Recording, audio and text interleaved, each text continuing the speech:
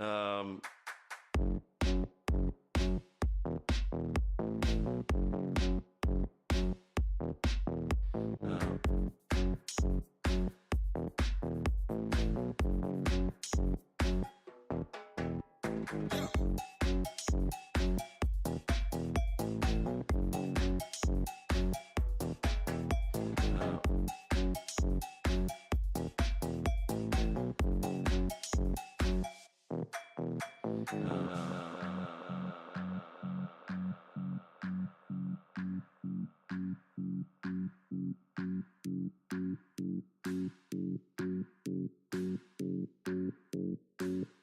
um,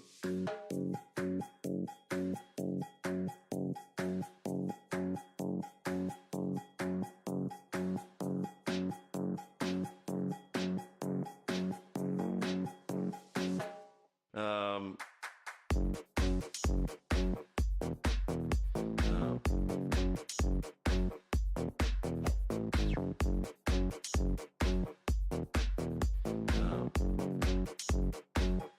um,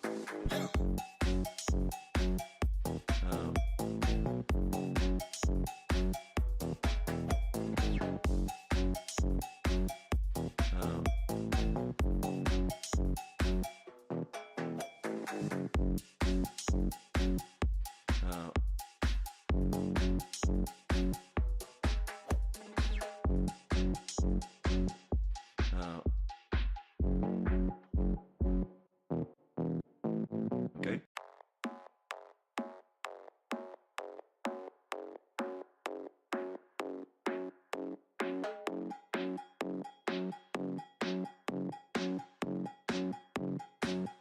Um,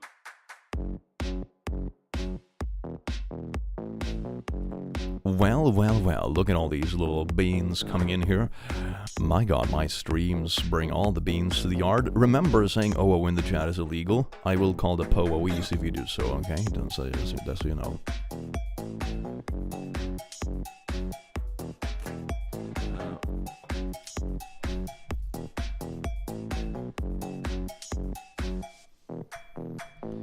Aw, man, I can't believe my chat is committing crimes in live time. Disgusting.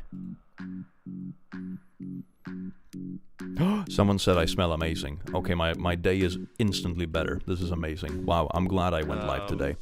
Hell yeah, I'm already blushing. This is great.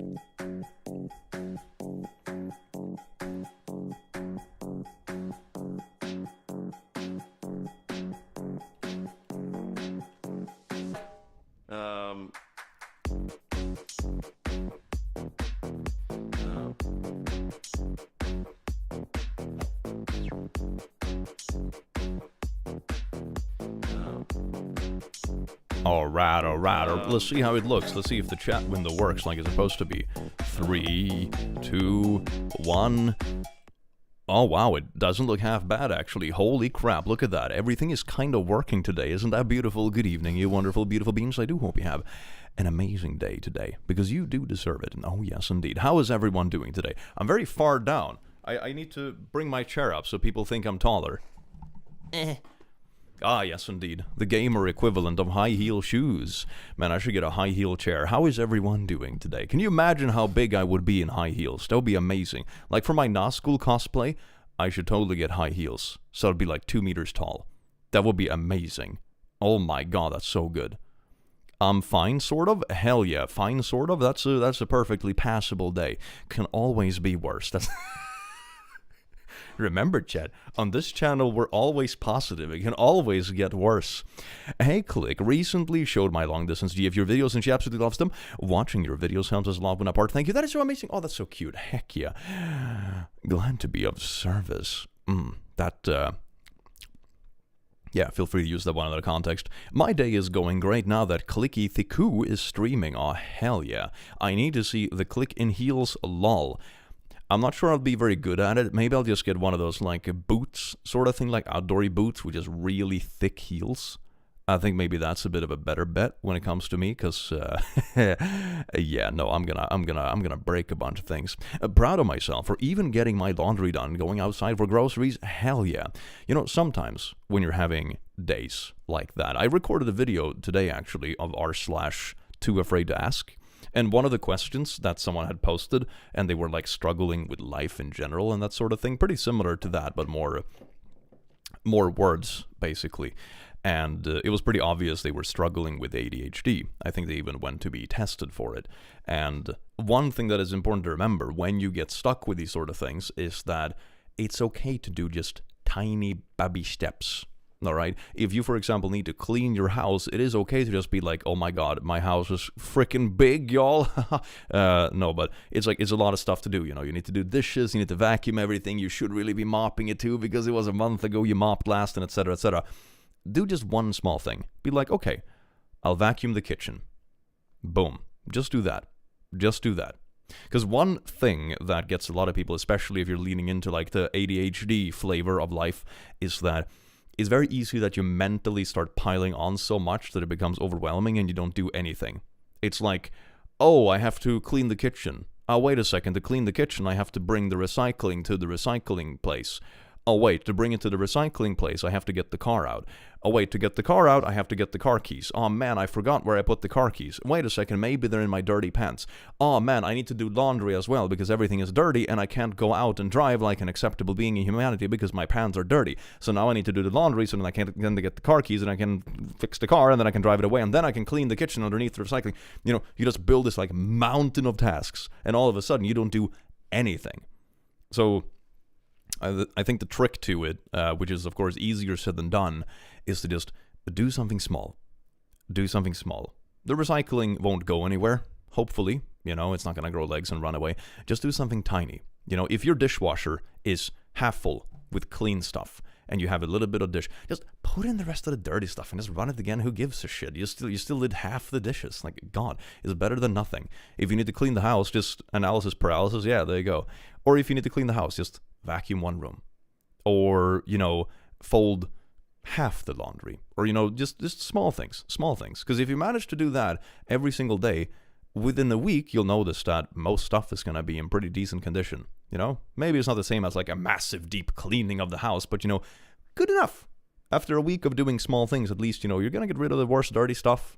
You know, stuff is going to be reasonably clean. And that's good enough. That is good enough. Half is better than none, definitely, yeah.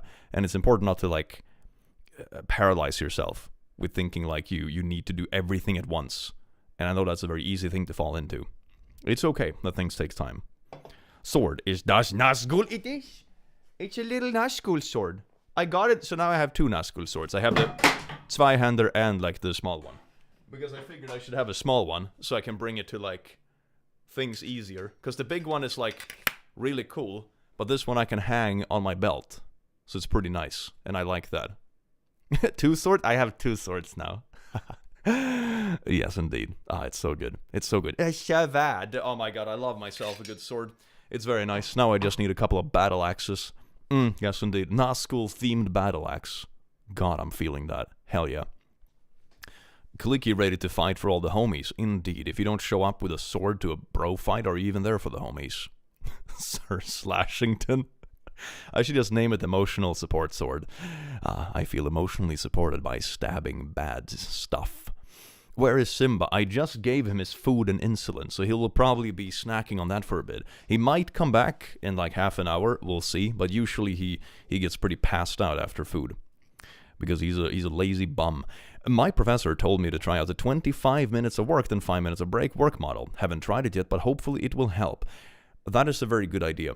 One thing that I used to do, and this was back when I was still in uni, because I was studying on my own to pass a couple of exams that I had flunked, and it was like the last couple of exams I had left before graduation, basically. And what I did is that I decided to meet up with a friend of mine who was also studying for similar tests, and we would go to a library. So instead of sitting at home alone where you get easily distracted because like, oh my god, you have your gaming PC right there, you know, ooh, there's this new series on Netflix, and maybe I'll take a 2-hour lunch, you know, shit like that. Instead, you go to a location. Like a library, for example, is great. Cafe works as well. I usually prefer the library. And then you set timers. You're like, okay, I study for 25 minutes or 45 minutes or whatever time frames works for you.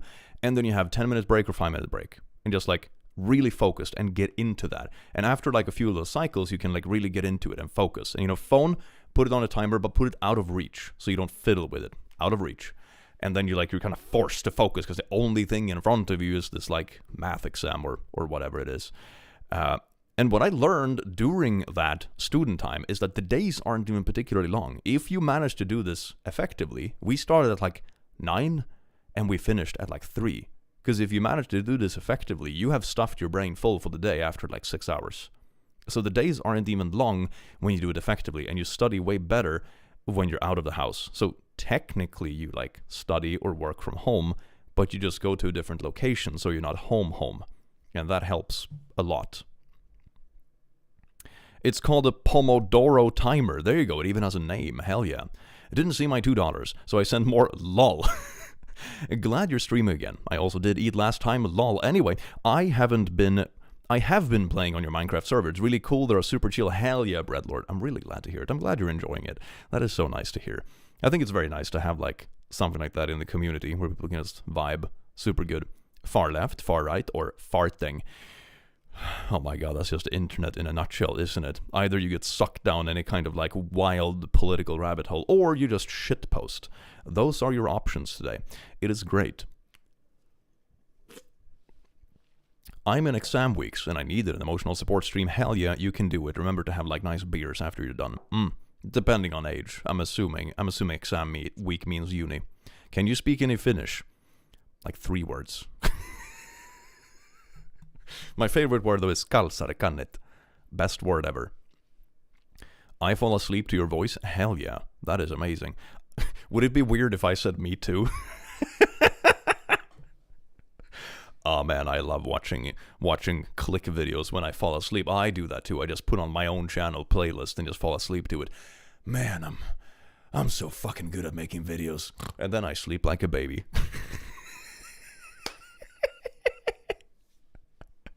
Yes. Click me haven't eaten today. What to do? Go eat. For God's sake. Eat. Eating is important. Oh my god. Click, you think in Swedish or English or German? It varies, honestly. I usually don't think in German. My German is not fluent enough to like completely switch my brain over. I usually think in Swedish or English. It's a bit of 50-50 nowadays. Click, thank you for providing so much supportive content throughout so many years, especially Noah Get the Boat. Texas makes it rough to be trans, but we will get through it. You will get through it. I think... God, I was like looking through a bunch of posts and news and stuff, mainly due to like investing related things. And oh my god. I think a lot of people are gonna have like some bad wake up realizations in a few months when things actually start going into effect. Like, for example, the fact that the day after this is, I don't want to go down like a political rabbit hole this stream, but like it's just funny because it's sort of something you would expect to see in r/facepalm anyway. The day after the election, one of the top Google searches what is a tariff? Tariff? Yeah, that's how it's pronounced in English, right? I sound really smart and multilingual. But I'm like, okay, this has been like a big topic of discussion. And now people are like, oh, by the way, this is what is this after all? And you know that American companies, if they have a tariff on 20%, right, on imported goods, sure as shit, they're not going to raise the price by 20%. They're going to raise it by 30%. The same kind of bullshit that happened during COVID when everything gets more expensive, but they increase it a little bit more. Why do you think that everything got more pricey during COVID? And oh my god, everything is struggling, but companies also had like record profits. How does that add up? It's because they add more on top of it. It's an excuse to make more money. So they're just going to mess over the little guy at the end of the day. Anyway, so yeah, that's going to be a nice little cashmack, isn't it? Beautiful. The Texan economy is fricked with the Mexican tax. Oh yeah, that's great. Woo. Oh, wait, tariff. Wait, I read it wrong. Man, dyslexia is fun, isn't it? Hi, I know you won't read it, but I wish you a nice day, and I want you to know that you make me smile. Stormtrooper Art, thank you so very much. You're beautiful being. You smell amazing today. Taxes on imports, it will be so expensive for us. I'm not sure if they're actually going to go through with everything, honestly. But That's wild. Can you imagine that? You just replace basically, what, income tax increases with just tariffs on everything you buy? That's basically just freaking over this little guy, right? Because the thing is that in like an economic system, you know, everyone needs to buy food, and unless you're buying like lobsters for dinner every single day, everyone is going to spend roughly the same amount of money on just baseline food. So if the only thing you start taxing is imported baseline food, you take more taxes percentage-wise from like people in lower middle class and poverty than you do from people that are doing well. So like the system is completely fucked. You know, it's dumb to begin with. So meh. Meh. Oh my god. My teeth are gonna rot out of my face if they remove fluoride, I swear to God. Woo! Who needs teeth when you can't afford groceries anyway? Life hacks, baby. Times are good. No, you smell good. No, you smell good. Oh, yes, indeed. I'm waiting for the power to go out at work, and this stream is keeping me company. Aw, hell yeah. Glad to be of company. Have you ever been to Finland? Yeah, I've been to Finland a few times. It's nice. I have been to Helsinki, of course. I went to a really nice sauna restaurant when I was there. It's like the building is split in two. One half is like saunas, and one half is like restaurants. So first you have like a nice restaurant meal, and then you go through the changing room, and you go to the saunas. It was really nice.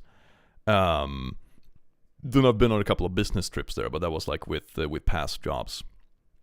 So not anything recently, sadly. But it's a very nice place. I like it. Nice haircut. Thank you. I'm trying to figure out like how I want to match beard and haircut. But now I think the haircut is like the perfect length, you know? But I have to cut it soon because it always grows out here first. It's like... Where actually are you, Click? Germany? Ooh. The secrets of life. I'm afraid for all the women in the USA in 2025. The thing that makes me the most worried, right? I'm not... Because the thing that will happen first, at least, like policy and stuff in general, is slow and annoying, and it is that for everyone, and then you have to, like, push things through. I mean, I'm not an expert in U.S. systems, right? But, you know, pretty much any country, in the U.S. included, is like you have to push it through, like, Congress, and then you have to, like, push stuff through on a state level, and it's like, stuff is slow, right? Big changes take a lot of time. Even if you have people that play dirty, they take a long time, right? So stuff isn't going to change overnight with those kind of things. The thing that made me the most worried, right, is how mask off a lot of people went.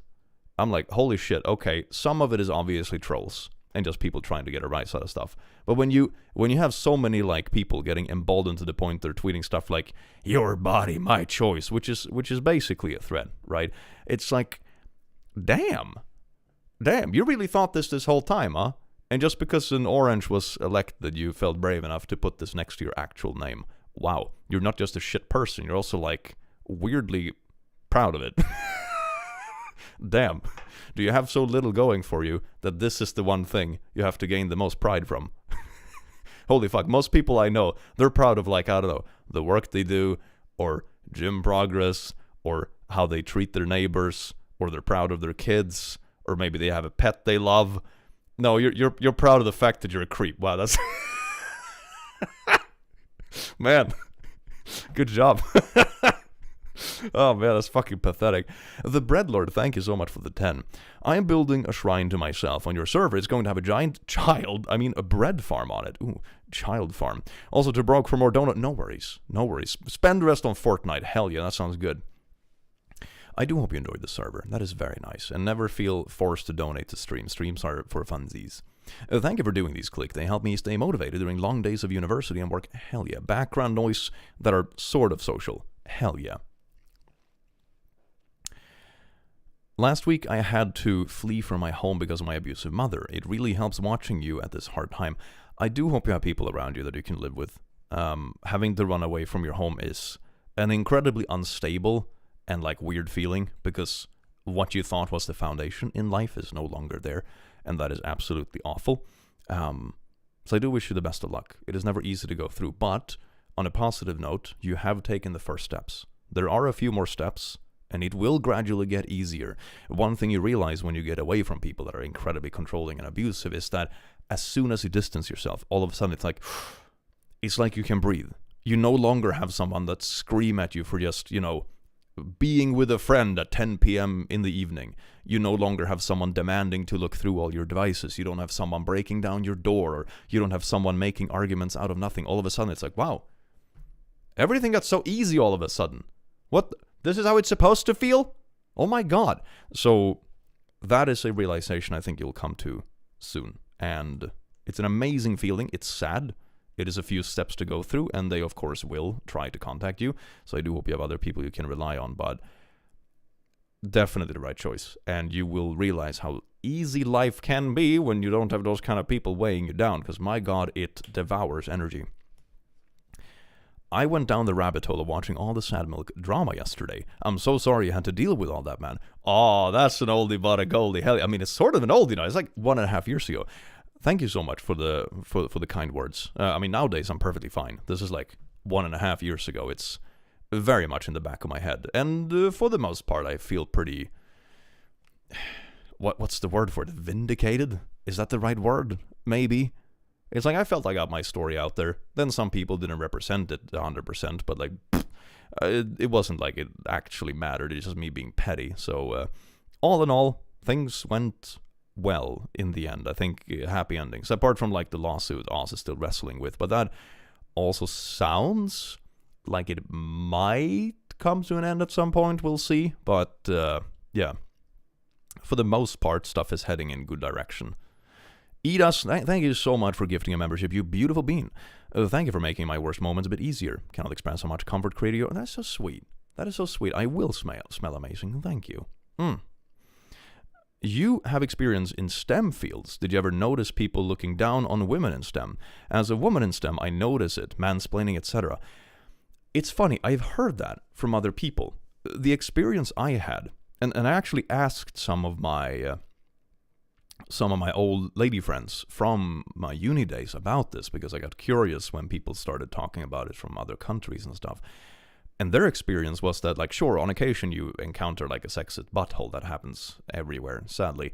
But the academia was way more modern and accepting, at least in our STEM fields, than the average societal context.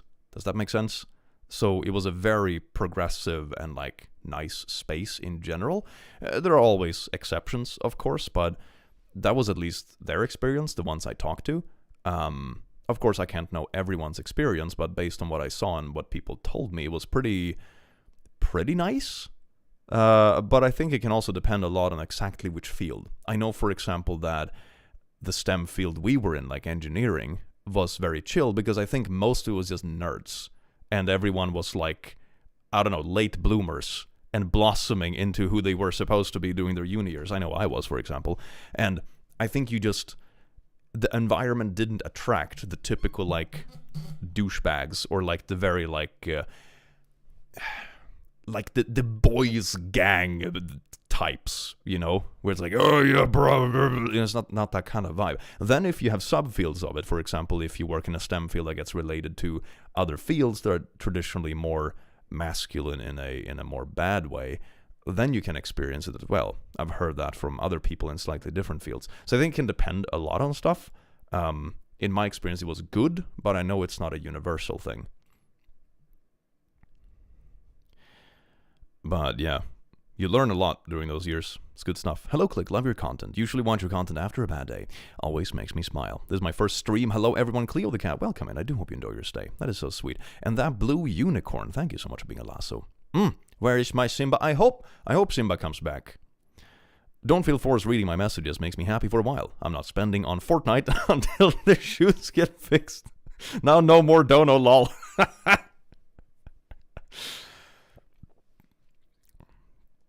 I'm glad to have my emotions supported, because I'm going through a bit of a crisis right now. I hope it gets better.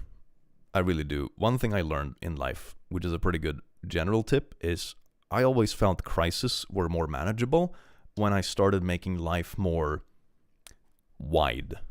Does that make sense? I think the worst years in my life was when I felt like everything was garbage because I put too much in the same basket, right? When I had 1 year, for example, in uni, I remember I thought sucked because I had everything in one place. Like, my hobbies was basically volunteering at the uni. My classes, which was basically my job, was at uni. I had a relationship that completely bombed at uni. So all of a sudden, I was reminded of everything that didn't go well, like my exams not passing, like relationship not working out, like all this kind of stuff was all in the same place. And it was where I spent all my time. So all of a sudden, it felt like the entirety of life sucked. Right? But as I got older and life got a bit more wide and not everything is interconnected, it's way more manageable. Because then it's like, oh, I'm not very happy at work right now. But on the other hand, I have this relationship, I have this hobby, I have these people I like to spend time with, and all of a sudden you have like 4 or 5 pillars in your life, so to say. If one of them gets a bit shaky, but the other ones are in good condition, then it's like, oh, then it feels manageable. Still not fun, shouldn't minimize it, but way more manageable. The your body, my choice stuff is so stupid. Why would you choose what is good for someone else and not yourself? Yeah, it's a bit like... it's a bit projecty, isn't it? It's weird.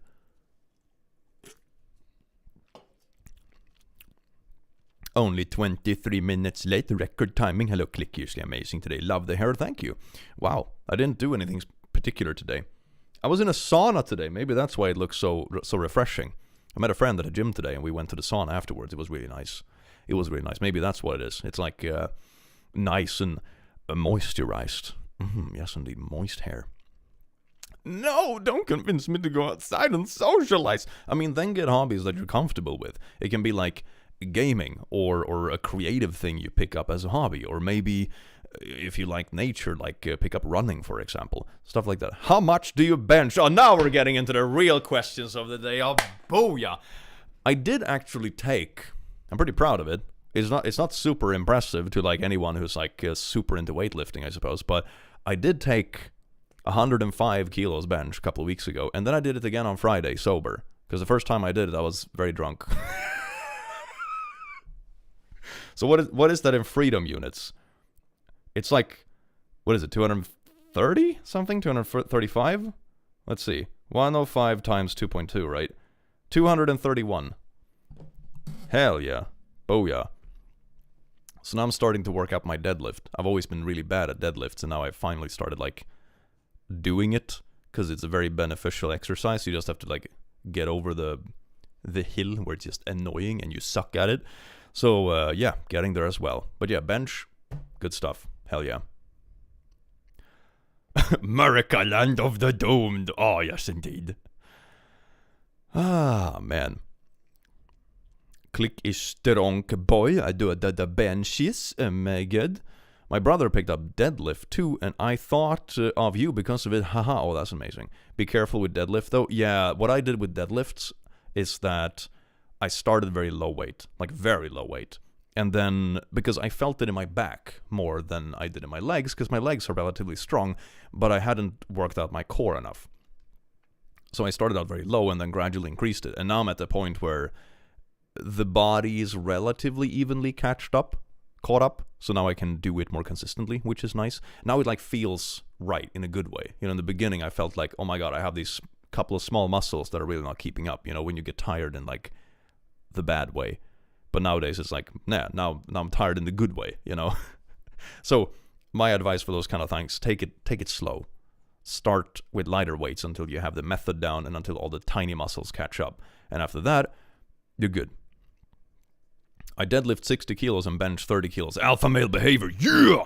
I mean, it's all about your own journey. That's the thing. Like, and age is a huge aspect of it as well. Like, think of it this way. If you bench 30 kilos now, maybe you only benched, like what, 25 kilos 6 months ago? And if you stay at it, you're going to bench 40 kilos in a few months.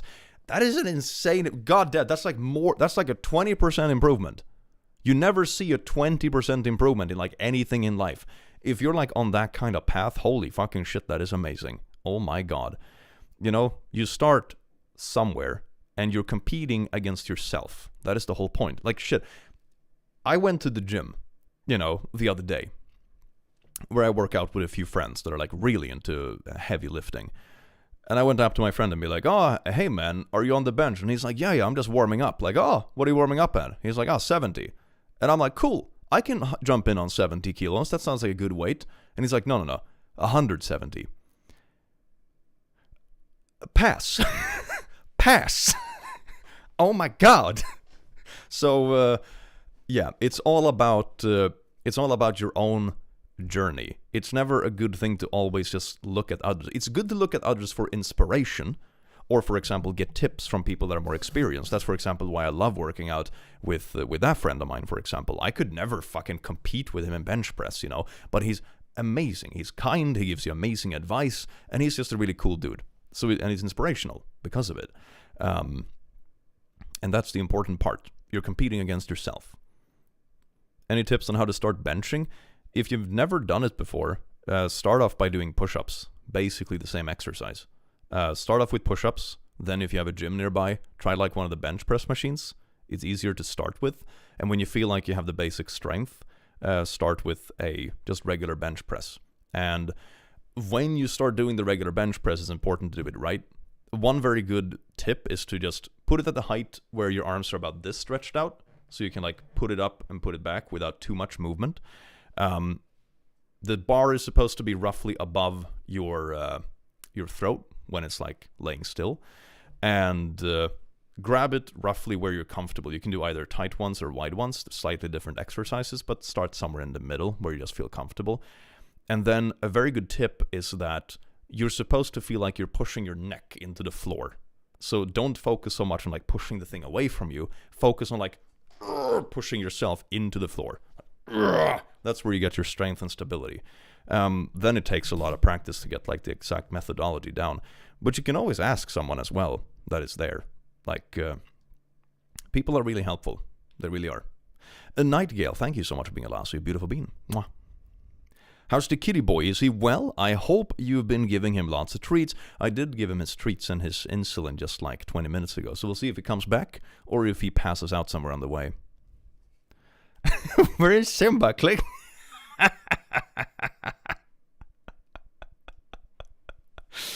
Can we talk about the thumbnail for this live stream? Click is here, offers emotional support with his fire haircut, the new stabby. Oh my god, yes. Oh. Everyone is complimenting my hair today. I don't know. I've had the same haircut for like a couple of weeks, but thank you. Oh, yes, indeed. Feeling absolutely hopeless about life at the moment. Sometimes I do feel like that. I would say if life feels down, which it can sometimes do, that is normal. It is okay. Think about why. Sometimes it's something as easy as, doom scrolling too much. I have had a few crises I've gone through in life where I read too much philosophical shit, and you kind of just lose footing with reality a bit. It's like, oh my god, you start thinking about what's the meaning of life every day, universe, and what's the point, and blah blah blah, and it's like everything becomes too big, and it's like, okay, but no, I need to like literally ground myself, okay? Now my mind is somewhere else. I still need to live life, okay? But find simple things that you find joy in. And it doesn't have to be something super massive. It can be a hobby you do with a couple of friends, or gym stuff, or music, or like a new video game, or, stuff that makes you feel good. That is what makes life nice, honestly. It's not the huge, massive things. I mean, it's that too, but in your day-to-day, it can be really simple things. Thanks for doing this. Ooh! You and your community are very appreciated. The community is super sweet. I did doom scroll after the election. It made me mentally so sick that I had to call in for work. My boss completely understood. Yeah, and the thing is that it's always good to stay up to date with stuff, but it's good to limit it, because everything you see online, and this includes like everything from newspapers to fucking Twitter to rage bait to all that kind of jazz. The stuff that floats to the top is the stuff that is the most engaging, and the stuff that is the most engaging is the stuff that is the most outrageous, which is also the most exhausting. So sometimes it's good to just disconnect. Stay up to date with what's going on, but don't let it absorb you. And sometimes you do spend more time scrolling it than you think. Sometimes you're like, oh, I don't look at it that much, but then you open your phone every 10 minutes, and all of a sudden you've spent 3 hours in a day doom scrolling Twitter, even if you're not thinking about it. I'm not going to say I'm only here to see Sir Simba, but I wouldn't be mad if Simba were to show up, I can't decide for the Lord and Savior Simba. I do hope he comes, though. He needs his snuggles. How many seagulls would you need to find in your house before you would suspect someone is putting them there? Probably one. Or maybe two. Like, one I could see. It's like, okay, somehow it flew through a window in a very silly way. Like, I could see that happening. Two, then I start to get sussed out.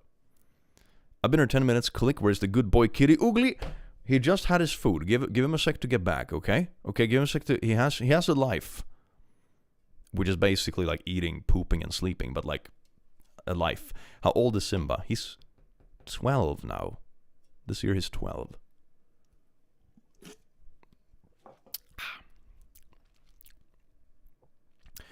Did anything else happen, or is this still about election? I mean, it's just a general feel-good stream, to be honest. Because I think it's just important to catch up and stuff. And things have been pretty pissy online for a long time. I think it just got amplified in the past week or so. But it's so ironic. I was really looking forward to the election being over, because I started being so sick of always having to spend hours upon hours filtering through material, so not every video will just be infected with toxic politics. It's like when you go to Facepalm, which is a subreddit I usually like, which back in the day used to be stuff like, yeah, bro, I was tired, so I got an Uber to go home. But the party was at your place. Huh? Wait, where am I going? You know, shit like that. It's funny facepalm moments. People doing silly things. And now it's like 50% of the things is like, here's this person on Twitter saying that X group of people deserve to be tossed into the moon. It's like, oh my god. And when you have to spend hours and hours filtering through it to just like compile a decent video. And then... and I was even worse. I was so looking forward to being it over, because I'm like, finally maybe people can shut up and we can just have fun. No fun, only shit. Hey Click, here is an idea about exclusive Click Academy videos that you can teach us subjects like engineering, math, science, etc. Could be fun. And just thank you so much for the 100 very beautiful. Maybe. I do realize that I'm very rusty when it comes to learning and stuff like that, so I would have to spend a lot of time making sure I'm teaching things right. Because while it's pretty easy to explain things on a basic level, you have to be pretty. It has to be pretty fresh to like get all the formulations right. The Academy is pretty picky with that stuff. Address the allegations. Alien emoji. Oh no. What allegations do we have now? Tanya, thank you so much for the 2. Click, we love you. That's gonna make me blush. My god. Would you ever own a bunny? I have owned bunnies. I used to have bunnies when I was a kid. We had like 2. Then they bred. And then we had like 8. And then briefly we had 17. But a newly born batch died. As they do with bunnies. Yeah, so I had a shit ton of bunnies. Your first word was duck, the best word. Yeah, when I was a baby, my first word was duck. So good.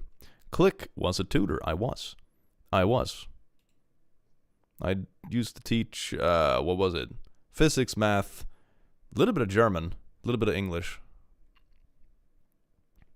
What's your favorite subreddit? Mine is Traumatized Them Back. I love Traumatized Them Back. It's so good. It's so good. Let's see, what's my favorite right now? Yeah, maybe it is Traumatized Them Back. I love the vibe. It feels like a very supportive subreddit, but also being kind of cursed and funny. I like that combination. It's so nice that Click keeps the stream running for Simba. Dear God. When did I become like the not main character of my own stream? I swear to God, silly kit. I mean, I can't even be mad about it, but silly kit cot. Not your own subreddit? I mean, it is also my favorite. Maybe I actually spend more time on my own subreddit. I love keeping up with like fan art and funny edits and stuff. Gremlin, thank you so much for 8 months. You beautiful. This reminds me, when I was staying at a hospital for a longer time, there was a nurse who used to cheer us up by jokingly getting mad at us for laughing like, this is a hospital, we don't laugh. No fun here, only death. Will you play any games live? I do sometimes. Sometimes I play a little bit of horror games, or we do some Jackbox. I haven't decided today. It depends. It depends on the vibe, and also how tired I get. Because it's just a weekday. I had a long day, so we'll see how long I have energy for. It's not that late yet, but we'll see. Any advice on how to deal with insane job anxiety? Oh, like what's the context? Do you get anxious about just going to work in general, or is it anxiety about specific meetings or clients, or like is it is it anything specific? Because one thing about anxiety in general, which is a tip I usually give to people because I went through something similar myself, is that when something gives you anxiety, either social anxiety or performance anxiety or whatever kind of anxiety it might be, is that it's very good to talk to someone about it, like a professional, and get an understanding of what is triggering it, right? Because for me, for example, my anxiety was kind of two-dimensional. One part of it was like social, one part of it was like environment kind of, and one part of it was also kind of related to a phobia. So then you can kind of get an understanding and start working on it and like working on exposure therapy. So it's like, okay, now I'll expose myself to only the environment that makes me anxious, but not the other stuff, right? And then you start slowly uncovering that, and it's like, okay, now the environment itself feels manageable. Like now I've trained my mind to like realize that this isn't something bad. And then you start training the other thing, and all of a sudden you kind of overcome it, which is really nice. It's a combination of like, it's like cognitive behavioral therapy. It's really nice. It's surprisingly simple, but it's always good to have someone professional talk you through it, because it's hard to give any kind of like tangible advice when you have so little context. ESD is the only thing that calms my autistic son. That is so sweet. Aww, that is so cute. I hope he finds more things that calms him in the future as well. But I do hope he finds comfort in the little demon. I miss my pet chicken. My dad put it on the dinner table. I refuse to eat Henrietta. Oh my god. I don't remember who it was, but I had some old family member that had something like that. Like, you know, an uncle or something that had a pig. And then all the kids loved the pig. But then for Christmas, they always ate the pig. And all the kids were like, I don't want to eat Steve. Oh, man. That is, holy shit. Click save us, sincerely an anxious American. I think the simplest way now is to just like, I don't know, take over the North Pole and just make a new country. It's going to be great. It's going to be great. It's going to be good. I'm a tutor now. One of the students is a fan of you in OT. They even pointed out their friend, like, that's the tutor, me, that knows. Ah, that's super cool. Hell yeah. My partner has been having a rough time at work, programming, and feels like they aren't learning fast enough. Any advice for them? Oh, programming. That was a while ago. I think one way I learned programming very well was picking apart code that others that were better than me had made. That's always been something that teaches you a lot when it comes to stuff in general, especially things like programming or when you build things. So that's something that I remembered I used to do that was quite nice. Because just going from scratch with programming can be kind of challenging, but like backwards programming things and picking things apart can teach you it quite well. And after a while as well, one thing in programming, one thing that I did at least, I think I used to program in Java, but this is way back in the day. I had like a little folder with like good reference programs that I knew had like useful pieces in it. So for example, if I was like, oh, making this program for this little game or this little loop thing or whatever it might be, I knew that, I have like a reference program that has this piece of the code. Oh yeah, and this kind of loop. Oh yeah, I remember I wrote that in this program. And all of a sudden you have a library of like reference code you can take pieces from, and all of a sudden it's way easier to make complex things. You don't have to write everything from scratch. But that's also a very long time ago. It was my birthday last week. Thanks for existing. Happy late birthday. I do hope you enjoyed it. I run a Texas queer support group, and right now there's a lot of fear over how we're gonna fare these next few years. Thank you for the support. I do hope it goes well. I really do, and you're doing very important work. I hope it ends up better. I mean, usually in life, it never gets as bad as the worst fears, and it usually doesn't get as good as like the best wishes. You know, usually it's somewhere in between. But I do hope it doesn't get too bad. I do hope they just get stuck arguing stupid shit. Like, I hope that what happens is that, you know, oh, they start doing their stuff, they introduce tariffs, all the MAGA Karens are like, wait a second, my groceries got more expensive, and then you just have absolute complete chaos and infighting over that, and then nothing else happens. You know, that's my, like, hope of what will actually happen. It's just gonna be like tariff infighting for a couple of years, you know?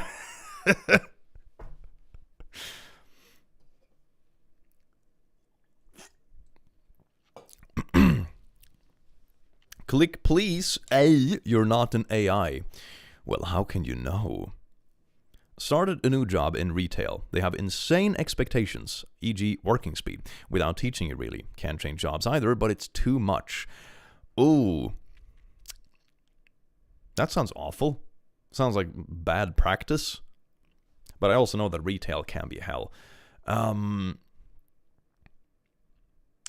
I would normally say that almost no workplace expects you to do everything perfectly from the start. But there are also such a thing as shitty employers. So I would say don't be so hard on yourself. And a lot of things in life, people don't notice. They really don't. Unless they're really micromanaging. So do your best, but don't be too worried about it, I suppose. One thing I told a friend of mine that was working a job, when they got very they became very eager to please, so to say. And I told him, like, look, they are not treating you as well as you're treating them. And on top of that, this isn't a once in a lifetime. You know, you don't have to be this nice to them. And it sucks when you're, for example, living rent to rent or paycheck to paycheck and you don't have, you know, the fuck off capital yet. Then it's way more difficult because you have it in the back of your head that you don't really have any options. But that's hard. That's hard. I don't have enough context to give like more tangible advice, but yeah, some employers just suck. Click is red your favorite color. It actually is. Ironically, because it's I'm a little bit colorblind. I just got my emotional support demon in the mail. Hell yeah. Booyah. Are you AI? Why is everyone asking if I'm AI? My god. Click, please talk to an AI bot of you. It will be hilarious. That could actually be a fun idea for a video. Reading memes together with my AI self. You're an AI. Are you AI? Maybe you're an AI. Have you thought about that? Huh? You're too cool to be real. I mean, that's sort of a compliment, I guess. Click is an AI, but for real trust. Click, please say IKEA in enticing Swedish. But it's a name. IKEA in Swedish is IKEA. IKEA? It's the same word, it's a name. I thought I would never see 18, turning 23 soon, getting engaged and starting my dream job in second year of uni in January. You helped me get through. That is amazing. Oh my god, that's so good. That is so, hell yeah. Hell yeah, inspirational story one-on-one. Booyah, that is so cool. That is so cool. I hope the courses in uni are going well as well. Uni is a very fun time in life. Enjoy it. We had a saying back when I was in uni. It was a very, you should take it with a grain of salt, right? But engineering can be difficult, and most people don't graduate on time. Most people take like an extra 6 months or a year or something like that, even more, because you have a couple of courses left over, your thesis gets a bit delayed, you know, whatever. Your mic sounds squishy. It's not a good thing. Anyway, we had this saying that this engineering degree can either be the worst 5 years of your life or the best 7. I think that was pretty good advice. Basically, life is a marathon. Don't rush through it. You know, you're going to be working for 45 years anyway. If you graduate plus minus 6 months, no one gives a shit. And the people that do give a shit, they're people that you shouldn't give a shit about. So, meh. I think the only time that mattered, like grades and stuff after I graduated, was when I applied to like a couple of jobs that I just applied for because others were doing it, but I wasn't super interested anyway, which was like really elitist management consultant firms. I don't think I would have belonged particularly well anyway, but I got rejected because I didn't have straight A's. And I was like, man, if this is what you value, bye. And now I read memes for a living. Ah, yes indeed. It's only uphill from here. Hi Click, I'm a pediatrician. Appreciate you correcting health facts and standing up for kids and giving advice on victims of insane parents. You're awesome. Oh, that's really sweet. That's really sweet. I'm glad you enjoy the content. It's always very reassuring when you have people in like fields and they're like an expert and they don't think I'm just a complete blabbering fool. That's always very assuring. I try very hard to not speak completely out of bounds. It's like, oh, this thing I have a bit of experience with, so at least I can debunk this very obvious misinformation. But I try to stay within the realms of like the simplicity that I can manage, if that makes sense.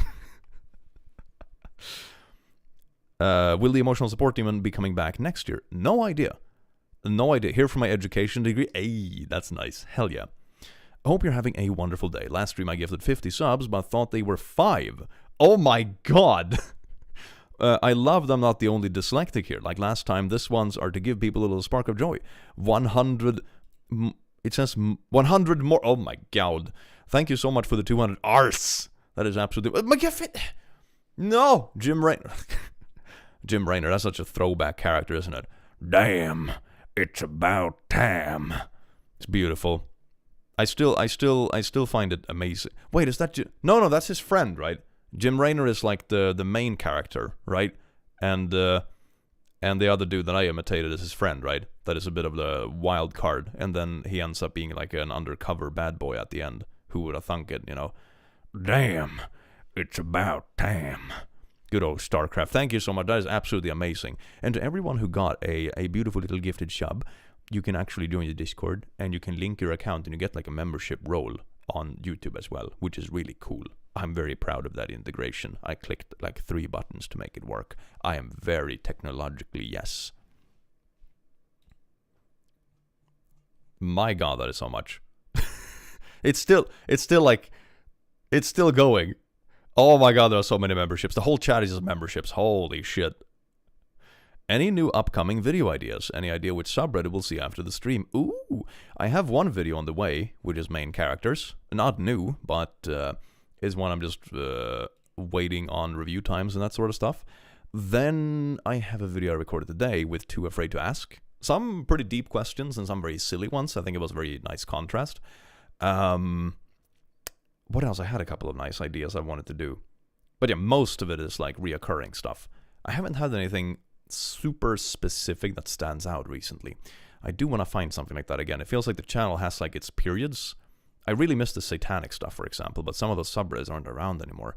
They got closed down doing the Reddit protests, and then they never came back. So that's a bit of a bummer, sadly. I'm in surveying. We have sayings about engineers, unfortunately. We do too much math and then we get drunk. I totally agree. Hi, Click, sending love for you and our awesome community whilst lurking. Hope everyone is well. X. Welcome in, you beautiful being. I do hope you enjoy your stay in Star Song. Thank you so much for being a lasso. The egg subreddit will be fun. Oh, yeah, I did an egg video a while ago. Maybe I should revisit some stuff like that. It's always fun. Just quit my job. Good thing, and I am studying. Hell yeah. That is amazing. Oh, get that big, wrinkly brain. It's going to be so good and veiny. Oh, yes, indeed. River, thank you so much for upgrading your membership. Clicky, please send help. My crush is my friend, but she is straight and she keeps on ignoring the fact that I requested to follow her on Instagram. I am going to cry. How long has she ignored it for? Is it like a couple hours or is it like a week?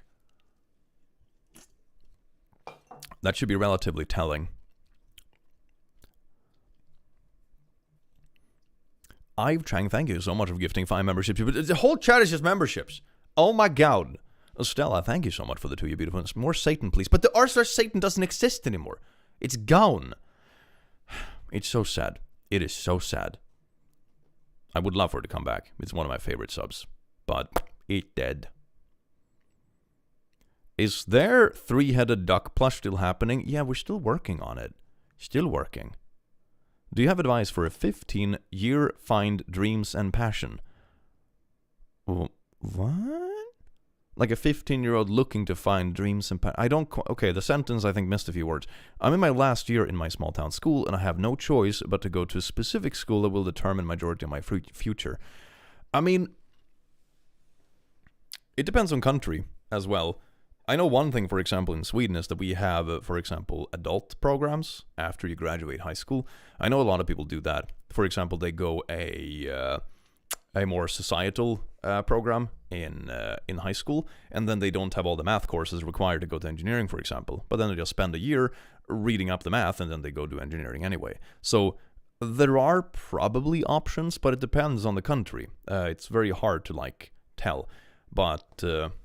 Yeah, I wish people were more informed at that age, because one thing I realized when I was young is like, damn, just choosing your next school when you're 15 will, like, kind of impact a decent chunk of things. Or at least it can. And I remember when I was 15, like, damn, one of my main concerns was, like, how many hours I would have to play video games after school. That was, like, my main concern. God damn. You can do surprisingly wholesome with Jamie. Oh, that's good. Or maybe like an accidentally ally. That could be fun. I should ask Jamie for another collab soon. The last one was really fun. Hope you all enjoyed this 100 little gifts to whoever got them. I little support from me to all you. At least bring little smileys. That is so sweet, Jim. That is so sweet. I am sure everyone loves the membership. And thank you so very much, you beautiful bean. That is way too generous. My God. We are all rascals now. Yes, indeed. Everyone is a little rascal. My God. Studying marine conservation. Fishly. Oh, yes, indeed. It's fishy. Love some fishy stuff. Will you ever make a video in the forest again? Yes. I'm actually looking at some upgraded gear to do so. I want to buy a better lav mic. Because the ones I have work fine. But I need a lot of, like, post-processing to make them sound okay. And sometimes they, if they're slightly wrong angled or something, they get really muffled and that sort of stuff. So, I'm looking into some better ones to make, like, the forest videos a bit more crisp, which I think is going to be really cool. Click, what flavor of engineer are you? Strawberry. Oh, yes, indeed. Now, I did mechanical engineering and then a master in industrial management with a special program in statistical math. So a lot of math. It's very funny. I remember I was in 2nd grade in high school and I said, this is my last math course ever. And then I chose a math-based program for my last year in high school. Okay, well, bad choice, Click. But this is the last time we're going to study math. Then I went to engineering, did math for 5 years, and then I said, you know what? I'm going to do a management master. No more math for me. Oh, hell yeah, there is a math master. Dude, let's do that. My last exam that I did was a math exam. Oh my God, I sucked at keeping my promise. So yeah, anyway, lots of math. Shit ton of math. AI PewDiePie. Hi, Click. Tomorrow is my sister Alexis' birthday. Happy birthday, Alexis. I do hope you eat way too much cake. Not just a ruskel, a permanent ruskel. Why do uni teachers get 15 arbetsdagar to correct our tenta when I have anxiety about how it went? I know they need work-life balance, but why? Yeah, I remember. That was always awful. Like that. I remember like the clump of anxiety in your tummy where it's like you have an email notification from the university email. You're like, it's my grade. But then it's not your grade because they send out like random updates regarding bullshit like 10 times until you get the result. So you just have 10 rushes of anxiety until you actually get your result. To get your mediocre D grade or whatever. Congratulations, you sorta passed. Woo! Oh man, that brings me back. You know that I had regular nightmares after I graduated university? And the nightmare was that I woke up and I realized that I had like one small thing left. It was like I had this one lab or this one tiny hand-in thing, and I had like one more point to get my degree finished. I had those nightmares for like 1.5 years after graduating. That I would wake up and be like, wait a second, I graduated, didn't I? And then I would sit like half awake for a bit and be like, yeah, I did graduate. Yeah, I remember that last exam. Yeah. This is bullshit. And then I fell back asleep. You had regular nightmares? Well, they weren't like super intense nightmares. You know, they were more like, you know, the kind of thing where you're like, huh? No, I'm pretty fucking sure I graduated. I have my diplomas, you know? So like, sure, they're technically nightmares, but they're not like hyper intensive or anything, you know? I feel that so much. I have unsettling school dreams still. Oh my God. I still have dreams like that 5 years after graduating. When you have to get out of bed in the middle of the night and just check like, yeah, my diplomas are still there. Still on the wall. Yeah, this is good. Hi, Click. Love your videos. I try to watch them all. I was wondering if you have any advice for LGBTQ+ people in America right now. It's a scary time we're about to go through. Make sure you have people around you that you trust and care for you. Having a support network is what keeps you safe. And having a fuck-off capital from work, like saving a bit of money, all that kind of stuff. Anything that gives you freedom to move around, anything that gives you the safety of having peers around you, and community and connections, all that kind of stuff. So like live your life to the best, I suppose. That is the best way. The more powerful you are, the more you can do about shit that happens. And that's a pretty good advice, I think, for life in general, when you want to be able to impact things. You don't have to rush right now to like the most extreme ideas or whatever you want to do today. The best way to do something, if you want to be able to, for example, affect your own life or affect the world around you or help people around you, is to be as powerful as you can. Be the best version of yourself. Like, have a steady job, have a support network around you, have friends, work on yourself. All these kind of things are incredible because then when the time comes, you will be able to push through things much more, and you will be able to contribute, and people will take your words seriously. Johanna, thank you so much for being a noble ass, you beautiful being. Finally got myself on benefits and working towards getting my first job at 23, 24 this Friday. I can finally afford a donation. Oh my gosh, beautiful. Oh, hell yeah. I do hope you enjoy your first job. That is so cool. Hell yeah, that is amazing. Oh, so good, so good. Your voice is soothing for some reason. Oh, yes, indeed, just sit back and... yes, anyway. You comfort me and take my mind off the loneliness I'm feeling. I wish I could buy the demon. No pressure. I mean, it's in permanent stock, so it's not going anywhere. But no pressure. It's a plushie. It's for fun if you want it and can spare it. But never feel pressured about it. You have a very nice voice, Click. I should stream more often. It's basically just sitting here and getting compliments. It's amazing. I'm supposed to learn 40 chem pages by tomorrow. Yeah, there are a lot of things we're supposed to do in life, isn't it? I will have the plushie one day. The real life goals. The Discord community is exactly that, a community. It is, yeah. And we're also working on a channel in the Discord. You can join the Discord if you like. It's in the description. That is like a forum-based chat room where people can ask questions and answer other people's questions.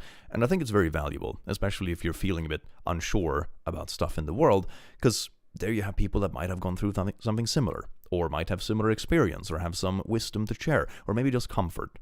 So, being in communities where, like-minded people and all that kind of stuff, and listening to people that might have gone through similar things, or being there for others yourself, very valuable. Even if it's not something valuable like today, tangible today, it might still give you the information you need. It might still give you a bit of just comfort that will allow you to do the rest of the stuff in your life that then in turn will allow you to have more freedom and more choices. Because if you just do something like that, if you just have a bit of a community that can comfort you, for example, everything else becomes less of a drain. So you're able to not take time off of work, for example. Then you'll have more money, and that means more freedom and more choices. And, that's sort of the thing in life I have learned, at least. Like, the more I just worked on improving myself and the stuff around me, the more power I all of a sudden had to do what I wanted, or do good things for the people around me, or do good things for the causes I cared about. And I think that's an important thing to remember, that you don't have to give up everything that you have, otherwise you're egoistic. A lot of the time investing it in yourself means that you can do more in the future. I have this little funny example I like to bring up when it comes to this kind of stuff. This, like, if you want to help as much as possible, you need to make yourself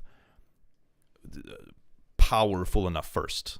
Does that make sense? So I have always wanted to do like charity stuff with my channel. I think it's a very good thing to do, like giving back. And when you're handed a good hand and you're privileged enough to do something like this as a job, I think it's important to do something good with it.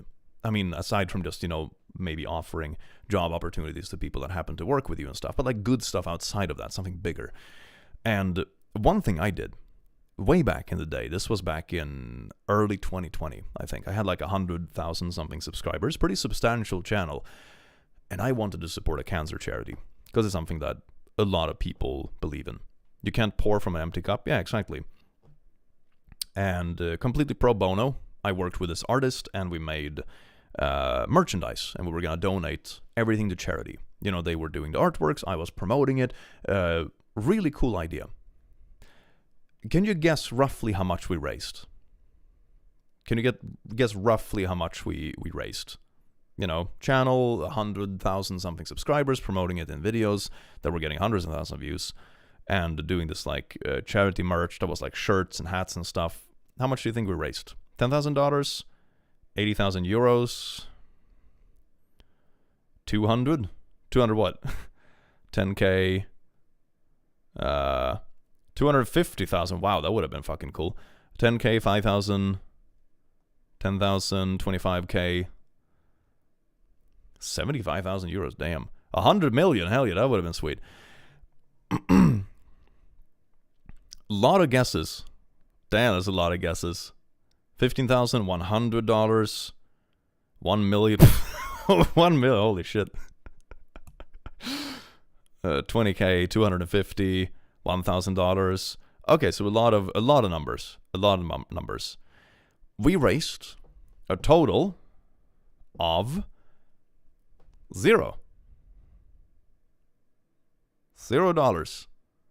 Not a single shirt sold. Which actually surprised me at the time. It surprised me. And I remember I sat down after this whole thing. You know, it's not like we lost anything. You know, there wasn't a large investment to get the ball rolling. It was like print on demand, the charity merch, right? So if we don't sell anything, it's not a huge loss, but nothing came of it. We didn't raise any money. What happened? And I sat down and thought about it, and I realized that, well, I think the channel is just too young. There isn't really a sense of community yet. I had shown my face on a couple of social medias, but, you know, I didn't show my face in videos. So I think people just couldn't relate to anyone. There was no one to trust. Like, how do we know this random faceless meme channel isn't just going to take this money and run, you know? So I think there was just too little trust. There wasn't really an established community. The channel was too young. There wasn't a person to relate to. There wasn't a cause that people could rally behind. So nothing came of it. And then I had another thought. Well, in retrospect, rather, when I think back on it and be like, well, I could have compensated for it by just donating out of my own pocket. Just like, okay, fine, I'll just toss $5,000 at this. So we did something. On the other hand, I didn't do that. What I did instead is that I just spent the moonies building the channel.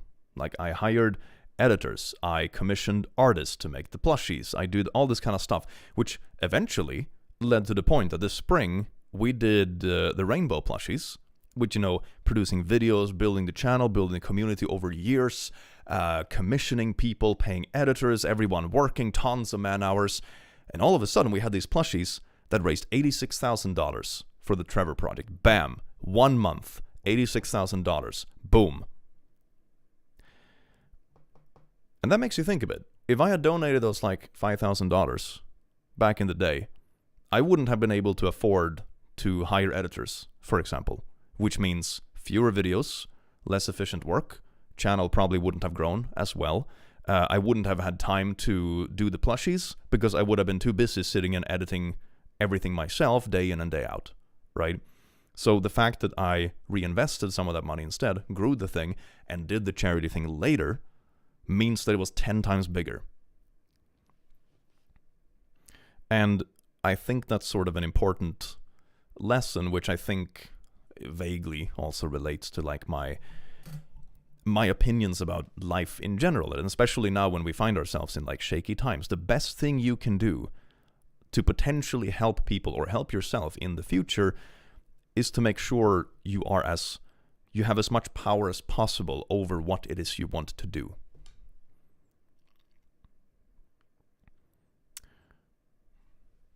And that's a pretty good life lesson I had.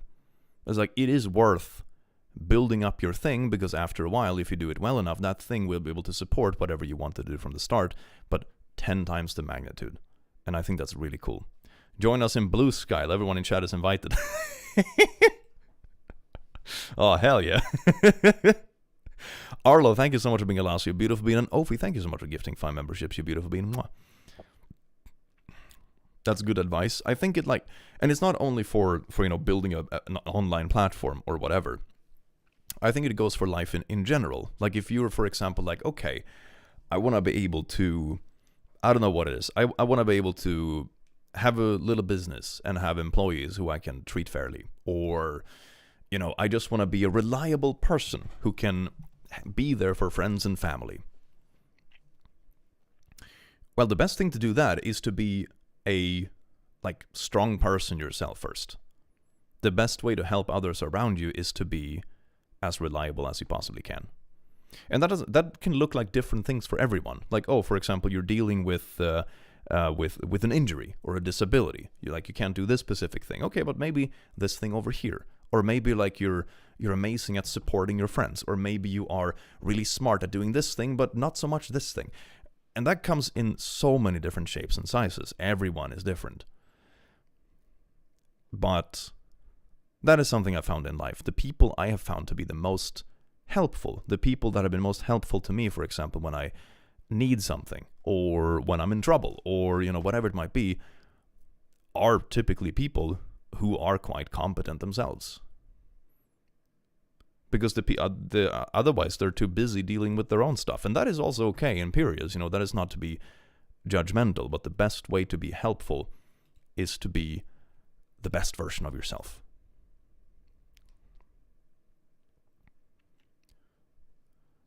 Big thanks to you clicking all the chat. You'll give me hope that there is good out there no matter how rough things are getting in the world. I think so. And also one important thing to remember. I know, for example, a lot of that stuff is related to the US right now and the election. But the important thing to keep in mind is that even though 50-something% voted for something that at least I wouldn't have voted for, it doesn't mean that all of them are extremists. Think about, for example, trans issues, for example. That is not 56% of people that care about trans issues, one way or another. They're probably not allies. They're probably not particularly anti either. They're just not concerned. That's 90% of people. 90% of people aren't particularly invested in trans issues. That's just kind of how it is. Most of them are just neutral. They're just kind of there. And I think that's important to remember with those kind of numbers, because when you look at those things, you see the frickin' your body, my choice morons on Twitter, and then you see the 56% in the polls, and you're like, oh my god, 56% of people actually believe this. No, they don't. No, they don't. They don't. They really don't. And also, 56% isn't 56% of the country, as Lou in chat pointed out, so that's also a good point. My point is that the people that have the most extreme takes aren't the majority. And that's something to keep in mind as well. It doesn't mean that it's okay. It doesn't mean that it's a, negligible amount of people. It's not. It's not a negligible amount of people, but it's not 56% of the country.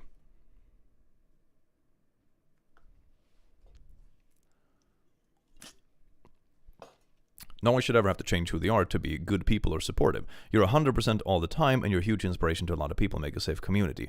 Exactly. And the best version of you isn't equivalent to the best version of someone else. We're all good at different things. I have this really good example, actually, that isn't about me. That is about someone I know from my uni days. Amazing dude. I have a lot of respect for him. And he was so fucking smart. Oh my god. He could pass an exam by scrolling through the book once, and he would ace everything. Fucking borderline genius. Super nice dude as well. Incredibly sociable, charismatic, really nice, eager to help. He helped me once pass an exam I was struggling with. He was like, yeah, fuck bro, let's sit down with a beer and I'll explain this to you. And he helped me pass it. It took him half an hour to crack the problem I was struggling with. Amazing dude. I thought he was a great leader too, because he cared a lot about people. He wanted to listen, right?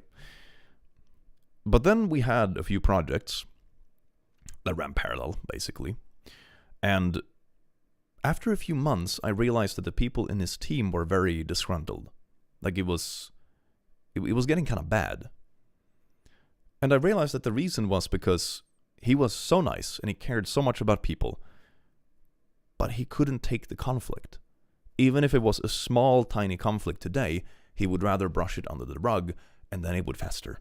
And, the team would get disgruntled and they would disagree on things. And this just grew and grew and grew and grew over the months. So all of a sudden, this guy that is an amazing dude, smart as hell, IQ is through the roof, super sociable, charismatic, everyone likes him, super helpful friend, everything. He couldn't manage a team like that because he was too nice. So all of a sudden, even though, not being confrontative is typically a pleasant trait in people, in this particular instance, it turned into a detriment. And that, of course, means that, that's probably something that he had to work on if that's what he wanted to do. Even though it's someone I have massive respect for that is way smarter than me in many ways, in that particular instance, it just wasn't right for him. And that turned into a huge problem, and it became detrimental for the project group as a whole. And by that I mean that, the best version of one person isn't the best for another. If he, for example, was going to be the best version of himself in a kind of productive context, say a workplace or a team or whatever, he would probably not be the executive leader, because the executive leader needs to make hard choices and take confrontations front on. He would be perfect as like the second man, or maybe the salesperson, or the person who inspires and comes up with ideas, or whatever it might be. But he was just in the wrong role. Amazing person, amazing friend, but wrong person at the wrong place. And this is really important, because otherwise, you won't live up to your potential. My point is that the best version of you isn't equivalent to the best version of someone else. He could have had someone else in the group who was, not as academically accomplished, who wasn't as likable or anything, but just one more person that was like in charge of just like fixing conflicts. Had he had that, then damn, everything would have been so smooth and perfect. So, there's different types of intelligence and leadership. Yeah, there is. And that goes for life in general. And what we talked about before, like becoming the best version of yourself to support both yourself and the people around you that you care about, that looks different depending on who you are. Not everything is suitable for everyone, and that is okay. That is just how it's supposed to be. That is what makes the world beautiful. And that's also why it's important not overly compare yourself to others all the time. Because even though you might look at someone and be like, damn, that's inspirational, they're probably lacking in some other area that you're better at, or vice versa, or whatever. Or maybe you're just completely different passions and different skills or different personalities or whatever it might be. And that's important to recognize. Another reason that accommodations are so important, even for people who seem capable to you. Yeah, exactly. He would have been a good senior engineer to take care of hard tasks, monitor and teach the juniors, and be a mentor to other engineers. Oh yeah, he was already taking on that role before he even graduated. He would have been amazing at that. Absolutely amazing. He would have been a genius in that position.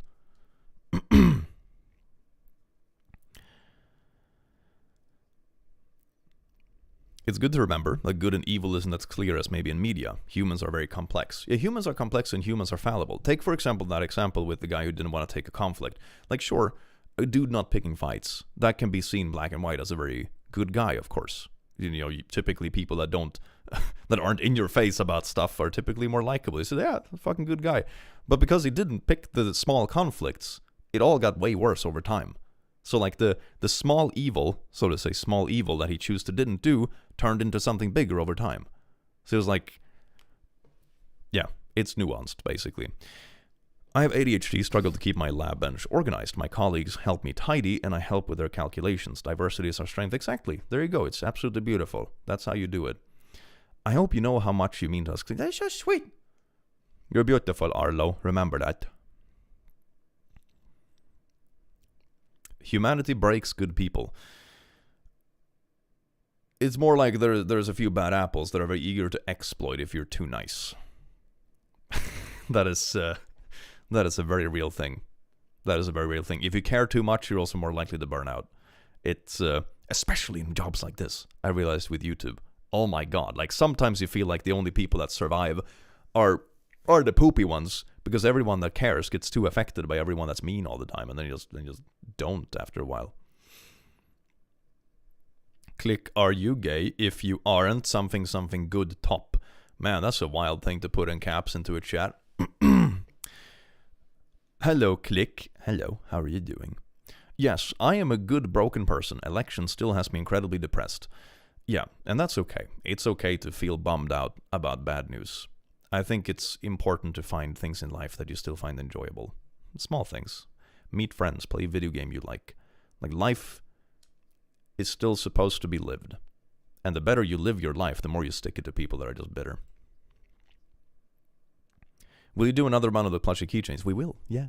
I'm working on glow-in-the-dark keychains at the moment. They look basically the same, but they have like glow-in-the-dark eyes and stuff. They're very cute. So if you missed the keychains the first run, they are quite similar, but like a little extra spice. Don't engage in toxic positivity. Things aren't always great. Yeah, no, they're not. Definitely not. And that's okay. That's life. Life goes up and down.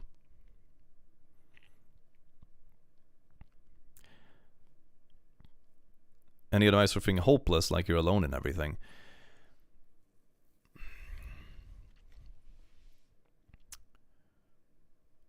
Difficult.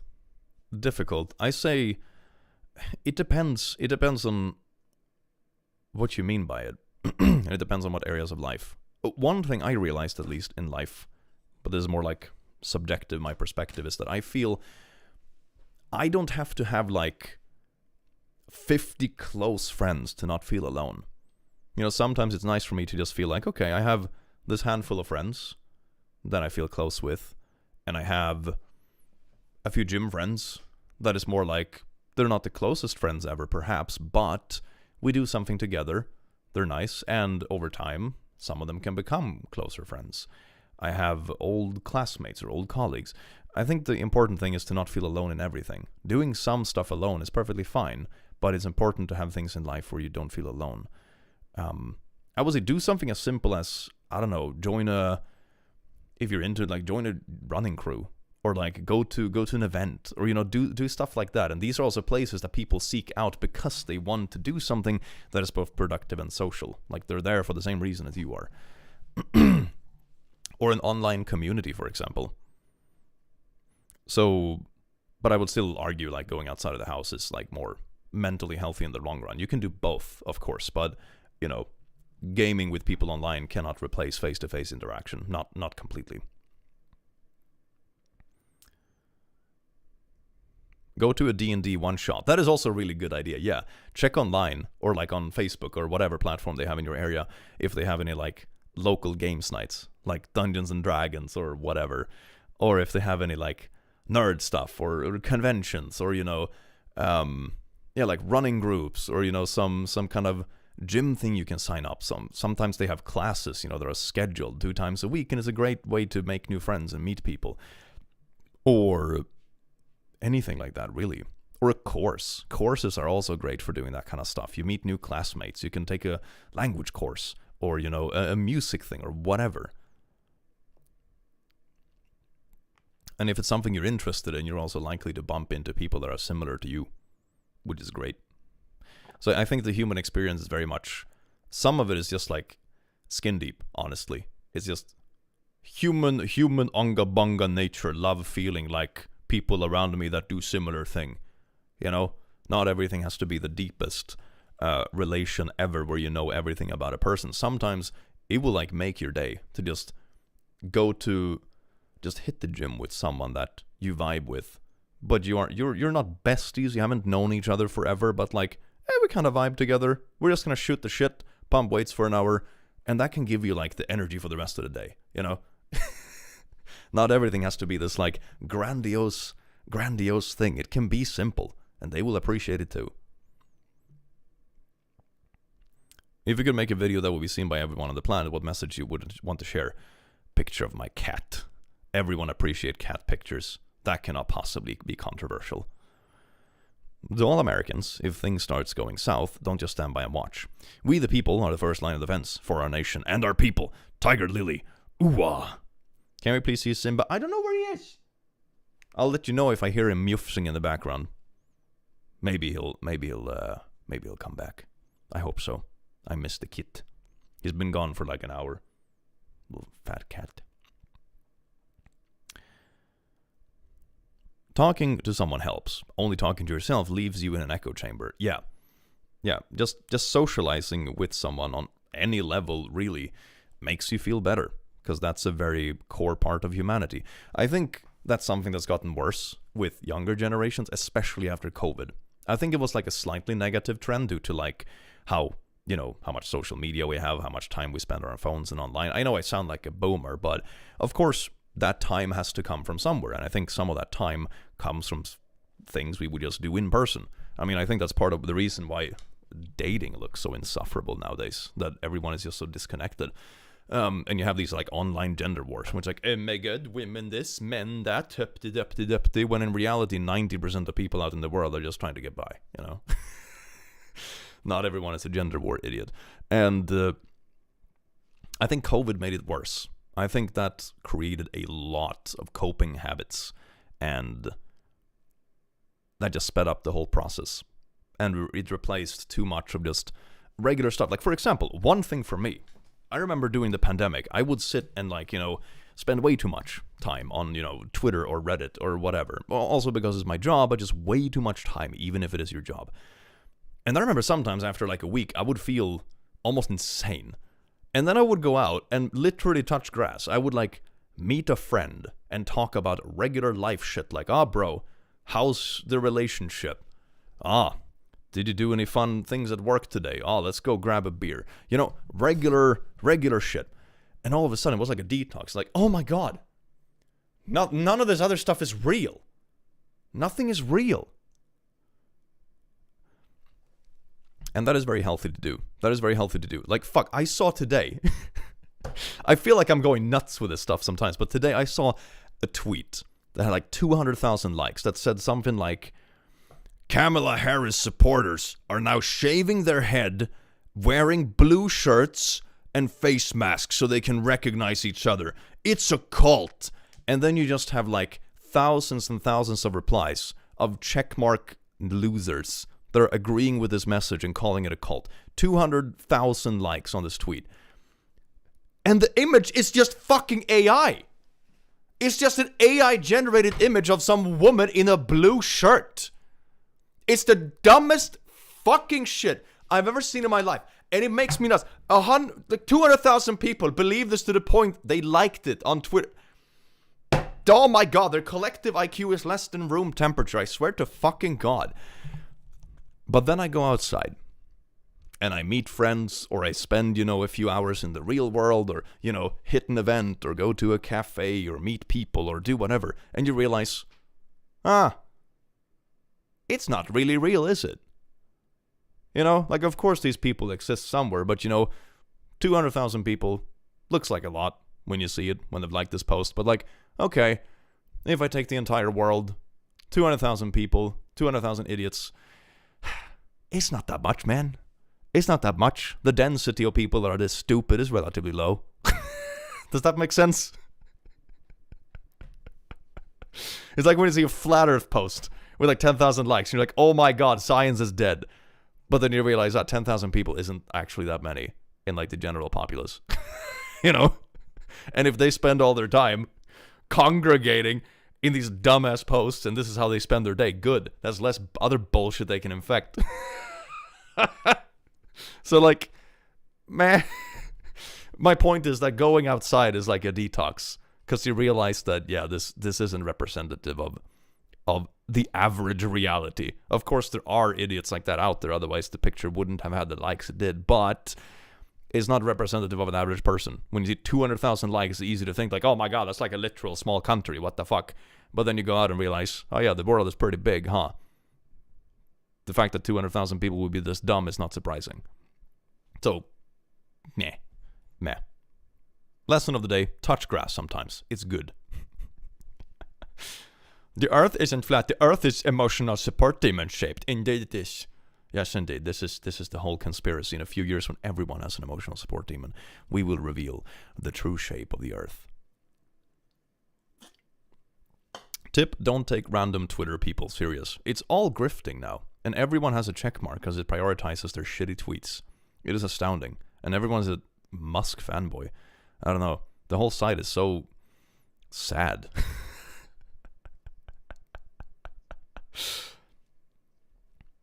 All hail emotional support demon. Oh my god. That's why I deleted Twitter and Insta. Yeah, I deleted Twitter off my phone. It was great.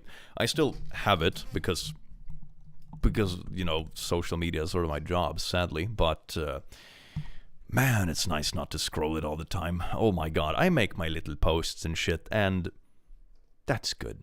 I don't need to read what other people write. That is okay. Make a cult? I really should. It can't get worse, right? A lot of this is just straight up rage bait to get the attention and be the first person to say the most radical opinion. Yeah, rage bait is very profitable. It is. Some people genuinely believe it, but like a lot of it is rage bait. Or very exaggerated. You know, very exaggerated. I don't even get the appeal of Twitter. Good. Never make an account. If I wasn't like a YouTuber, and for example YouTube support was like only responding to people on Twitter for some reason, I would never have a Twitter. Oh my god. Jesus Christ. The moment I switch jobs, if I decide to not be a YouTuber anymore, I'm gonna delete Twitter on the day. God.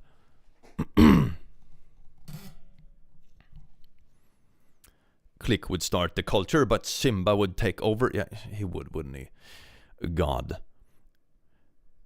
The cult of people who smell nice. Oh, you just enter the cult room and he says, fragrance. Fragrance as far as the nose can smell. Twitter and 4chan has low-key switched places. Honestly, yeah, that's kind of the vibe, isn't it? That's kind of wild.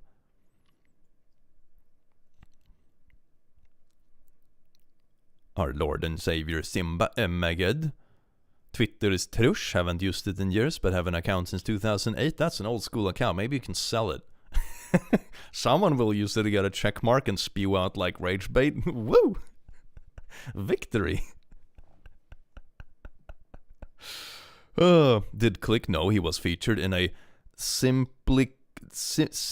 God, can I pronounce the name? Simplichismus. It's probably an easier way to pronounce it. I'm probably butchering it. A German YouTube channel. Hey, I've had it happen a couple of times that like random clips of mine go viral on German YouTube for some reason. I had that with like a mobile game video I did a while ago. Like I had a nice like little what do you call it? Like a little parody thing in the beginning of my video where I was like imitating a bad mobile game, and that went viral for some reason. Like some people were picking it up because they used it as examples, as funny clips from like bad mobile games, and then like reaction channels picked that up, and it had like hundreds of thousands of views over different channels on like German YouTube. It was pretty funny to see. It just went wild. The Mafia intro, yeah, that's like one of my most famous clips because so many channels picked it up for some reason. It's really funny. That's why I got aware of you here in Germany. Hell yeah, Biscuit. Why do people asking about your sexuality a bit weird? No, yeah. On occasion, there's like 1,000. How many people? There's like 1,820 people in here. One or two is bound to be a little bit crude with the way they ask questions, I suppose. Cacao, yes? That's a wild font. Thank you so much, Miguel. I gotta find German YouTube click video. Guten Abend, meine schöne Damen, Herren und I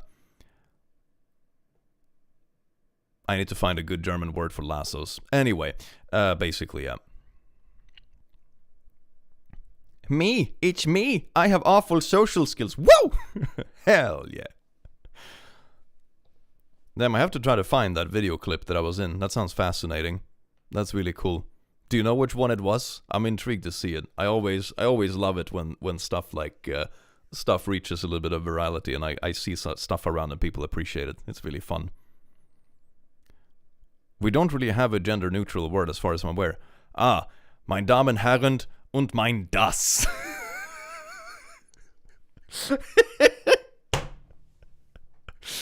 Isn't that beautiful? My dies, ders und das. Dasses. Das, is that good? I don't, that feels like a butchering, but yeah, that's amazing. Mein Dasses. Which is funny, because das in Swedish is like outhouse. My ladies, gents, and outhouses, welcome back to yet another video. Mein Das. Das mit Doppel-S.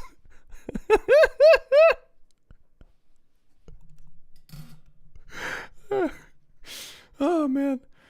Oh, that's beautiful. People is gender neutral. That's boring. Come on, we have to make up something else.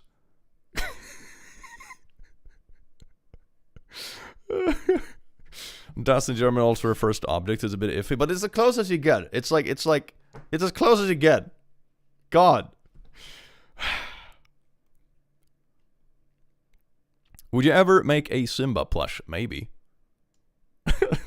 Diverse. Jarl is a form of C. Oh yeah, like formal C. But it's more like singular. You know this? Yes, indeed. Munchkins? Oh, that is good. Menschlein? Ooh, that sounds pretty cute. Hell yeah. Menschli. Does that work? That's more like Swiss German. Meine kleine Menschli.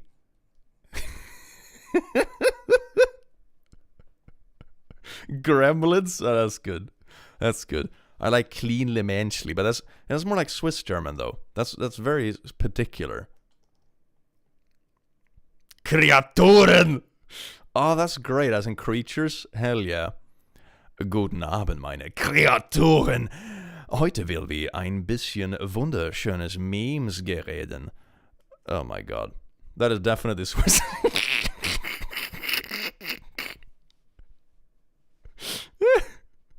Swiss German, best German. Oh, politics is so bad. Starting a cult sounds good. Yeah, we'll just go to the mountains and make a cult. That's gonna be great. One of those death cults doesn't sound so bad nowadays, does it? Isn't Kreaturen also a Neue Deutsch band? Is it? Damn, that's a good name for a band, though. The Creatures. I just googled what Click drinks, and it's an alcohol-free beverage called Trocadero. Yeah, it's Trocadero. It's very nice. It's like a tropical soda. It's very nice. Very nostalgic. What is this? Oh my god. Hello, alle damen och herren. Today we will read the memes.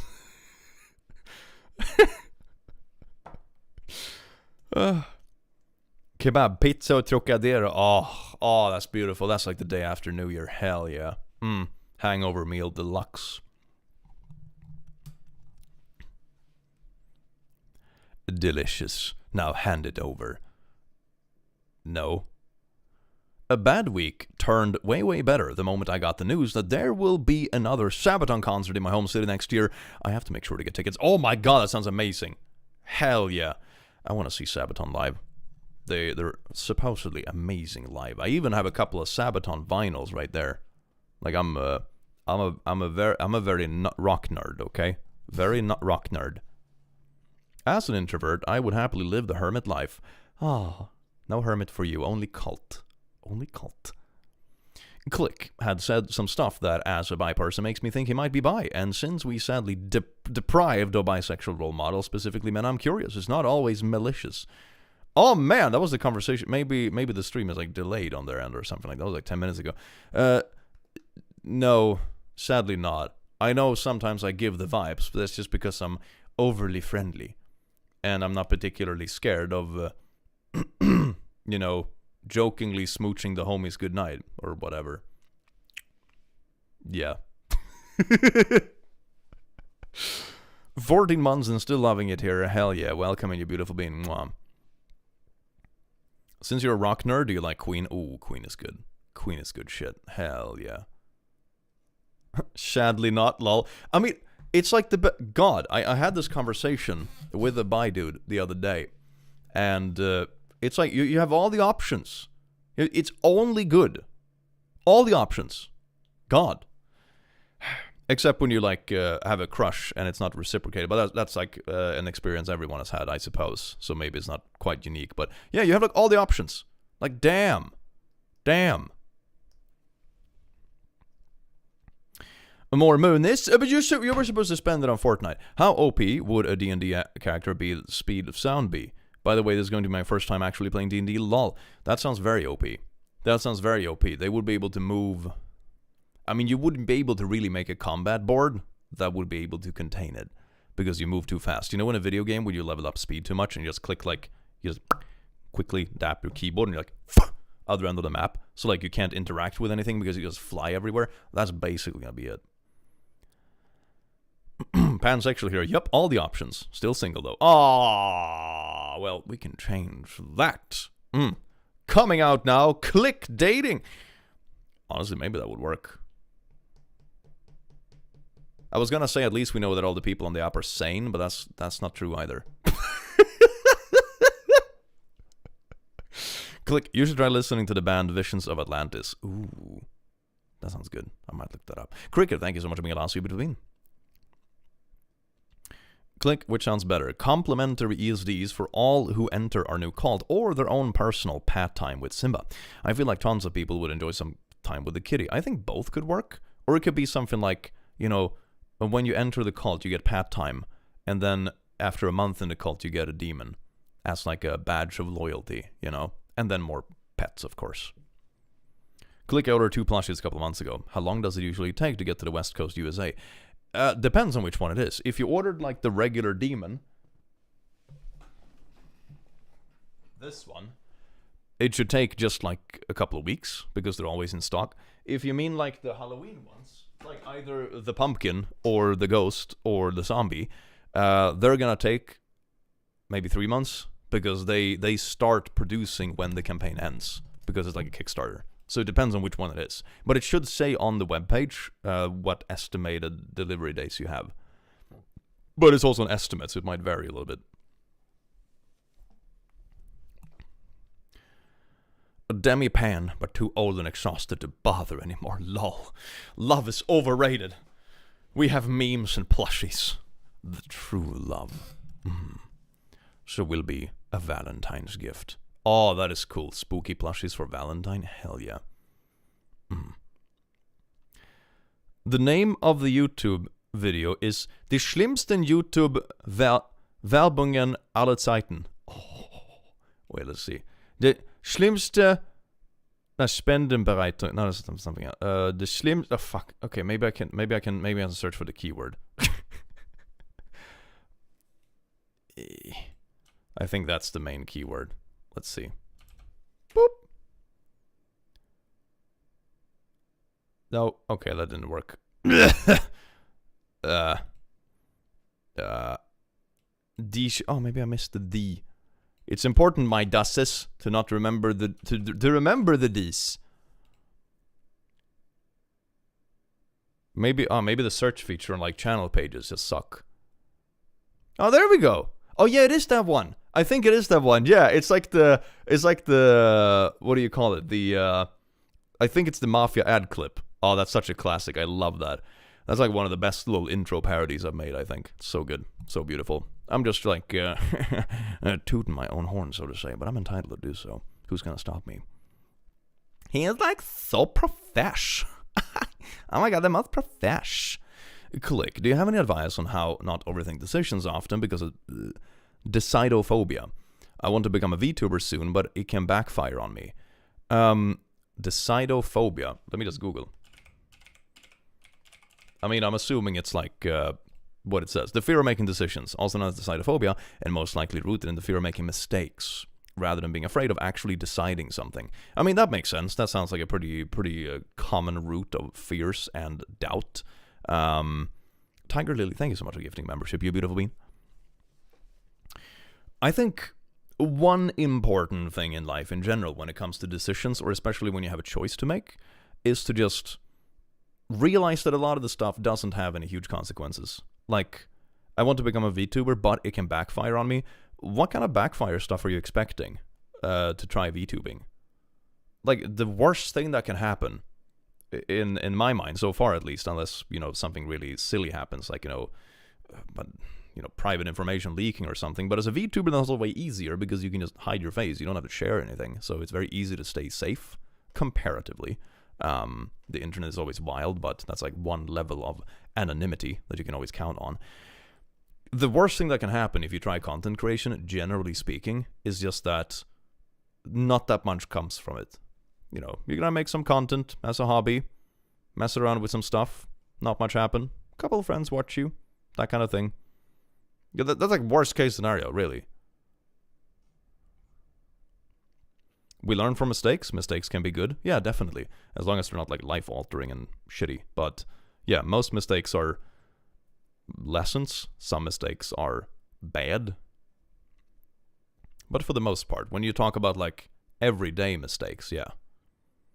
And you never know if you never tried. I think you can find more regret in life from things you never tried, because you never know what might have come of it. It's like an infinite... They talk about this in Doctor Who, of all places. It's kind of sweet. It's like, what is it? They're supposed to like... this big alien sun that eats memories or whatever it is. And the Doctor is like, oh my god, I've lived so many lives, thousands of years or whatever, and just eat memories, get full, you fat frick. And he starts munching. But then... Then one of the side characters, I think, has this leaf that is like, this leaf is when my parents met, but then someone died, and that made all of the possible futures not happen. So it's like an infinite amount of futures. Instead of memories, you have all the potential that never happened, and that makes the alien overeat and basically die. So my point is that it's, one thing I have found in life is that you typically speaking, extremes we're not taking account of. Like, of course, you can make mistakes or extremes, keep people killed or something. But if we don't account for that, we count about like, regular day mistakes. You often regret not doing something more than trying something and it not working out. Oh yeah, 11th Doctor? Yeah, Matt Smith. Frickin' Bay. The Song for the Doctor? It's a good episode. So I would say, if it is a phobia, full-blown phobia, it's not rational, and it's definitely difficult to overcome. But when it comes to that sort of stuff in general, don't be too scared of just trying. Because most likely, especially with things like this, like, streaming a bit with like a PNG avatar or a VTube avatar,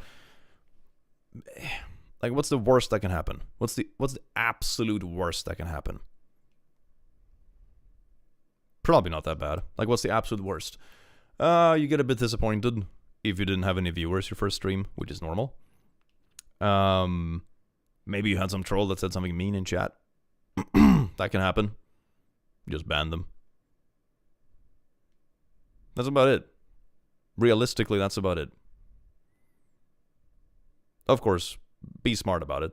Like, don't, leak private information, because there are bad people out there that do doxing and shit, Stay safe. But imagine trolls in chat, yeah. Something like that. And that can suck, but you can also ban them. It's not something that should keep you away from actually trying to make content. But phobias are hard. Phobias aren't rational. Do little steps every day, and then try to distract yourself from the fear and do something else for the rest of the day. Yeah. That is good. That is good. I got to meet Matt Smith in 2016. He's a really sweet guy. I can imagine. He seems like a vibe. I've been trying to do school stuff a whole day, but my brain is just mush. Should I call it a day for now? Because my guilt is kicking in. Yeah, especially when it comes to learning and school, I used to have pretty short days. When I was like cramming for an exam, I don't think I ever studied more than like 6 hours a day. Because if you're actually efficient and you actually study and cram, you're kind of like exhausted after about 6 hours. It's like working out. There is no point, if you're going to be good at bench press, there is no point bench pressing 2 times every single day. You need recovery time. You need to eat. You need your protein. Your body needs time to rebuild and sleep and rest. There is no point bench pressing twice a day. You're going to wear down your body more than you build it. And your brain works the same way. You need downtime to actually process the information. And downtime is also productive. Like, shit, right now, for example, I'm having like productive downtime, so to say. I hit the gym today, I had my protein snacks, so technically now my body is just resting and rebuilding the exercises I did during the day. So like, not actively doing something is also productive, if you've actually done something that you need recovering from, And that's a very good way of seeing it. That was like something I had to bash into my brain when I started doing YouTube for a job, because you don't have hours. You can always do something more. You can always send one more email trying to get a sponsor. You can always start gathering materials for one more video. You can do a bit more editing on this thing. You can polish this thing a bit more. You can, blah, blah, blah. There's always something to do. But it's important to just realize that I don't have to do everything. That you have to put a stop to it somewhere and realize that recovery time means that the next video I make is going to be more energetic, more inspired. I'm going to sleep on it. I'm going to have more ideas and more jokes and everything in the morning. and that is okay.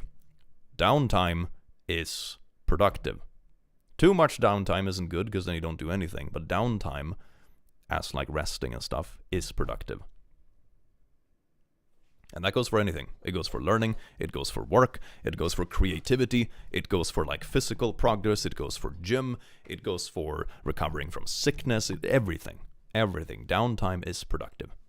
Cricket, thank you so much for the 8. My son Damon adores you. Could you just say hi? He's been screaming hi clicker for 10 minutes without clicking his house. Hello, Damon. I do hope you have an amazing day, you wonderful, beautiful bean. And I'm very glad to hear that you're enjoying the stream. Have an amazing day, because you really do deserve it. Oh, yes, indeed. Sun Eating Memories episode, The Rings of Akathan. Yeah, that's the one. That's the one. Yeah, when they have like the alien market and stuff. That's the one. I remember. That is so good. Click, do you write scripts for your videos? Just curious. Not really. Most of it is just riffing.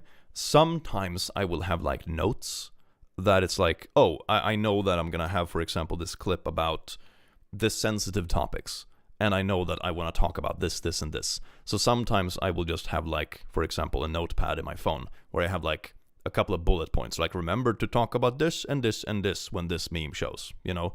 So scripted, not really, no. For maybe 10-20% of posts, I might have like a note for myself of something that I want to bring up, but apart from that, not really. Your voice is so different in live than in videos. Really? That's such a cool name, Damon. Yeah, it's like in House of Dragon. It's badass. Speaking of Matt Smith.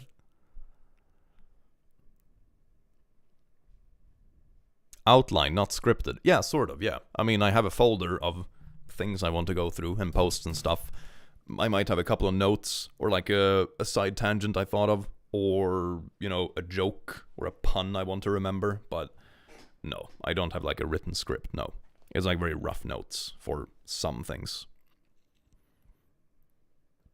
They have the discs for Doctor Who. I got them at Walmart. Ooh, hell yeah. The American school system is so messed up, and I want to become a teacher just so I can make school more bearable for other people and maybe change the system too. That is very admirable. That is admirable. Good teachers are a godsend. I misread Damon as Demon. That is badass though. That is badass. Really miss your chaotic sibling energy. Lethal Company games always made me laugh. Oh, I was actually talking to some of the boys about doing some more Lethal Company in the near future. Let's see when we can actually pull it together. Like, the problem nowadays is always that everyone is on different time zones, like, all the time. And everyone is skewing their time zones, too. Like, them. I talked to... Who was it? I talked to Oz the other day, and I was like, oh yeah, we should pull together the boys and then do some Lethal Company streams in the future. And he's like, not even on American time zone. Now he's like, skewed a bit more. So he wakes up, like... 5 in the afternoon for me. There's no time for streaming. So yeah, we need to make a content creator house. We're all old and decrepit. Maybe we'll be fine. There's gonna be no parties. Everyone's gonna be napping all the time. Did I hear a kit? I'm gonna check. Maybe I heard a kit. Don't get your hopes up too much, okay? Simba. Were you here?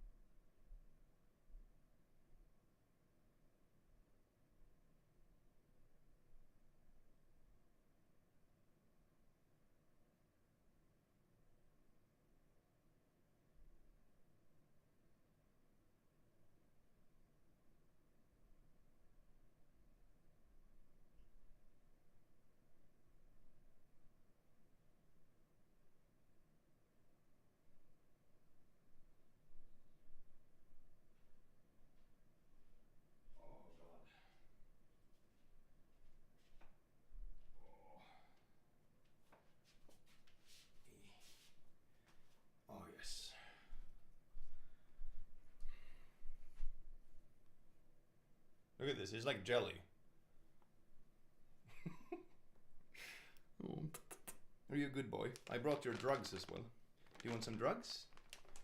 Let's see if you want cat couch and drugs. Let's see. I'm gonna bring over the camera. The drugs need to be witnessed. Do you want drugs? This is basically crack. Look at this. So tasty. Oh, so good. So good. Oh, that's great.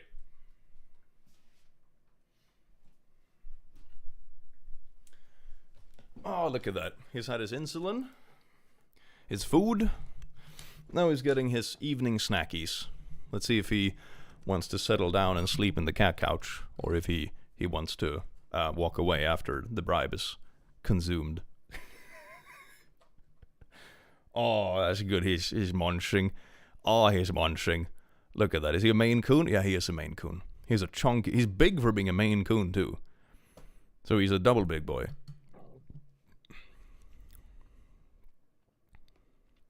Such a giant floof? He is. He's a giant floof. Hey, floof. Aw.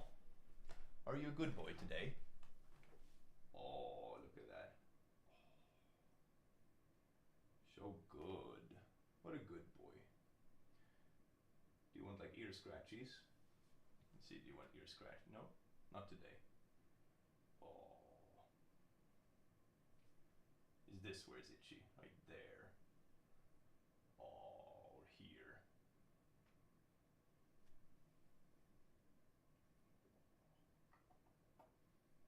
Oh, so good.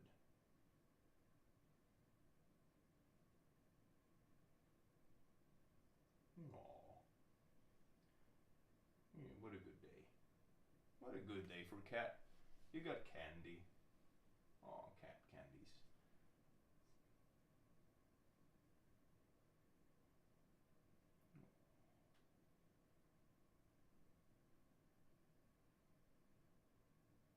Oh.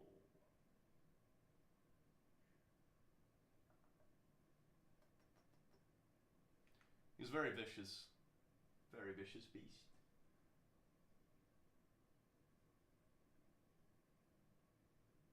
Oh, is that good? You want the scalp scratchies? Oh, look at that. What a spoiled beast.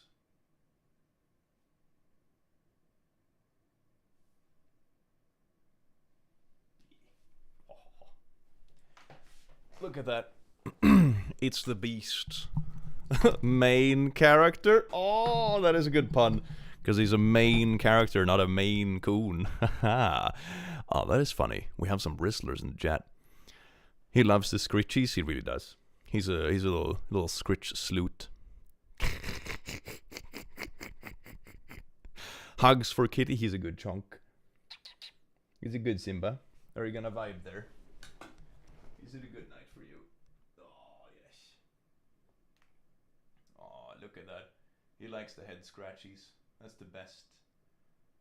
Oh, thank you so much for the 5 in the super chat. Loki still tries to steal my mango plushie? Hell yeah. Fight for the plushies. You're so greedy for scratchies, you know that, right? You're so greedy for scratchies. Oh. There you go. Oh, he's purring as well. He's purring. Oh, that's so good. Oh, look at that. Oh, best thing ever. Best ever.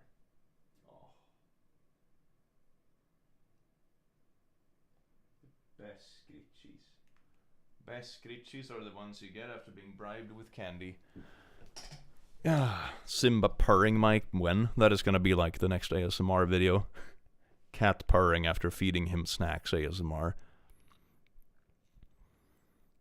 Pretty kitty and soft click voice. Severe dehydration. Oh wait, I read 2 chats at once. Oh yeah, severe dehydration is letting me to sleep. Hell yeah.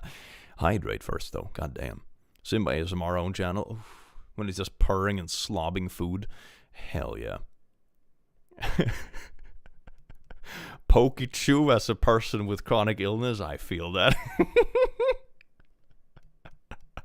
Purring is one of the best cat sounds. It is. No. Do you like your couch? He has basically claimed the tiny couch. He claimed it. Tiny little couch. Have you looked into residential schools in Canada for Indigenous people? Oh, you commented on Turtle Island. That sounds cool. I am very not read up on the subject, but that sounds really cool. I will. Thank you.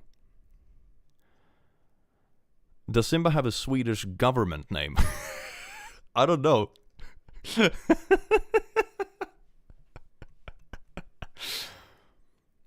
Turtle Island. I want to look that up. Turtle Island. Name for Earth or North America, used by some American indigenous people as well as some indigenous right. Oh, that is cool. Oh yeah, because it sort of looks like, oh, that's badass. That, hell yeah, that's really cool. Damn, I learned something new today. I'm learning Swedish. Do you have any TV, books, films to help me learn outside language apps? Tack beforehand. I mean, Sweden does have like some series and stuff on Netflix and that sort of thing. Can recommend it, because that's also a bit of like everyday linguistics, you know? Like some slang and some like just how people talk in general, which is always good practice. Have you ever gone to Death Valley? I have not. I have not. Oh, look. I'm just waiting to see if it gets like comfortable. Everyone is waiting.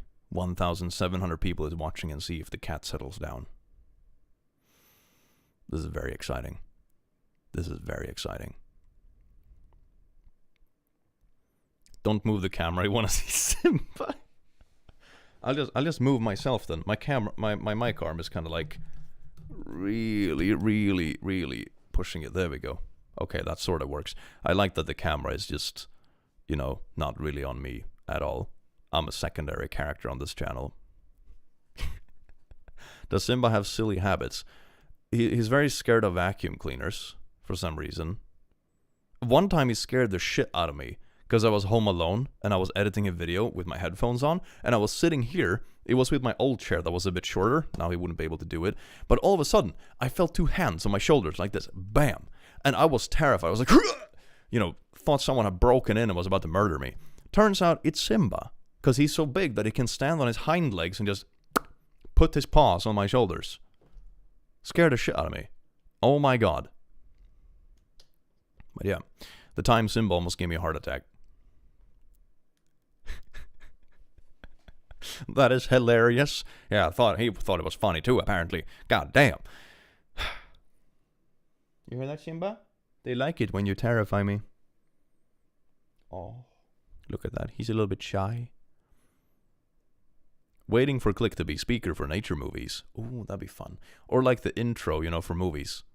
Hell yeah. Once upon a time. Ooh, woo. Part of Loki's show name is Thursdag, or Tuesday in Norwegian, as he was popped on that day. That is so cute. That is so cute. Massage! Ungrateful. Yeah, look at that. Look at that. Oh, wait. Oh, he's getting kind of comfortable. Ooh, better catch it on the cat cam. Come on, cat. You're a cat cam now. Let's see. Let's zoom out just a little bit. Oh, there we go. So we can capture it in its entirety. Then we also have some trash here, like water bottles and plushies and all that kind of other jazz. There we go. We need to have full focus on the... He thinks he's going to get candy because he heard like a plasticky thing going... Look at that silly cat. He's such a chonker. Oh, look. Oh, he even has a pillow. Oh, yes. That is life. Look at... Oh, yes. Oh.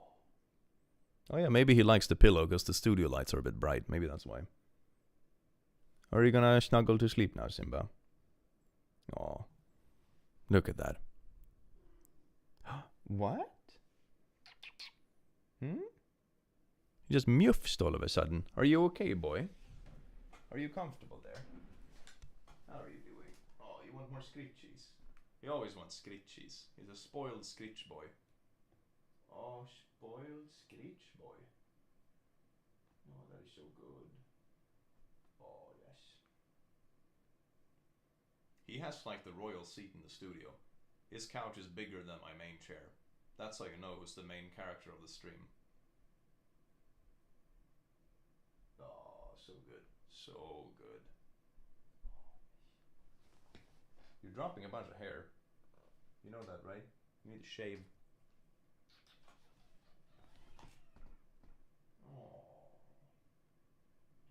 scoochie. Oh, look at that's good. Oh, little ear scoochie. Oh, that's good. Oh, you went head scoochie. Or second ear scoochie. Is this what you're looking for? Like here, softly. Oh, there you. Oh, that's good. Ooh.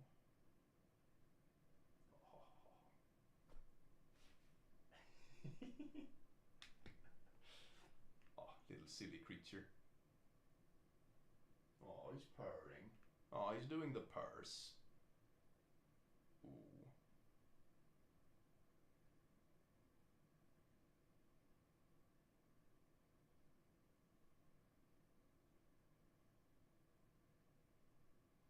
Very good. Look at that.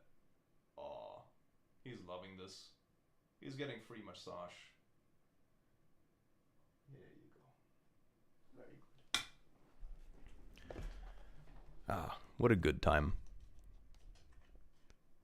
I accidentally messed up my chair. How do I get this one down? Damn it. Oh, is it down here? Nope. Oh, there it is. Found the switch. What's your favorite dinosaur? Ooh. When I was a kid, it was Ankylosaurus. And I think after a while, it was Spinosaurus. One of the two. They're both badass. My neighbor killed my cat. Really? What a shitty neighbor.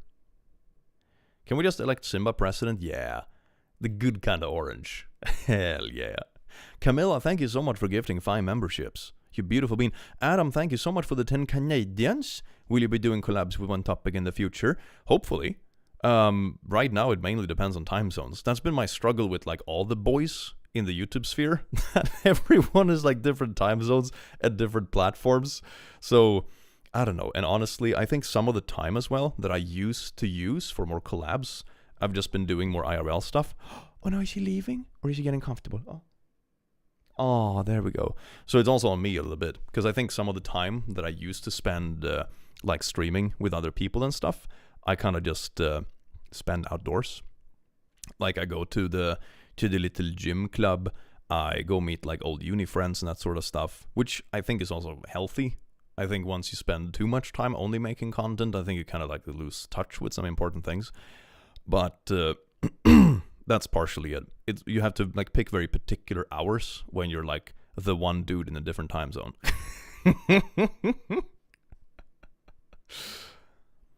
Taking care of yourself is awesome. It's nice. You feel better doing it. It's really nice. I like it. Slow Roasted, thank you so much for the 10, you beautiful bean. My 3-month-old got super excited seeing your kitty on screen is such a cutie. That's amazing. Oh, that's so good. Oh, look, now he's getting comfortable. Oh, he's having a tough time deciding how he wants to lay. Look at that. It was like, maybe my head there. Or maybe somewhere else. Yeah, it's such a hard choice. You have the entire couch. Or do you want like a pillow? Let's see. Maybe that's it. Maybe he wants more pillow. Check this out. You want like more pillow, like this. Is that something you want? Let's see. Maybe he just wants pillow. We'll see. This is my experimentation and see if he adapts to human habits.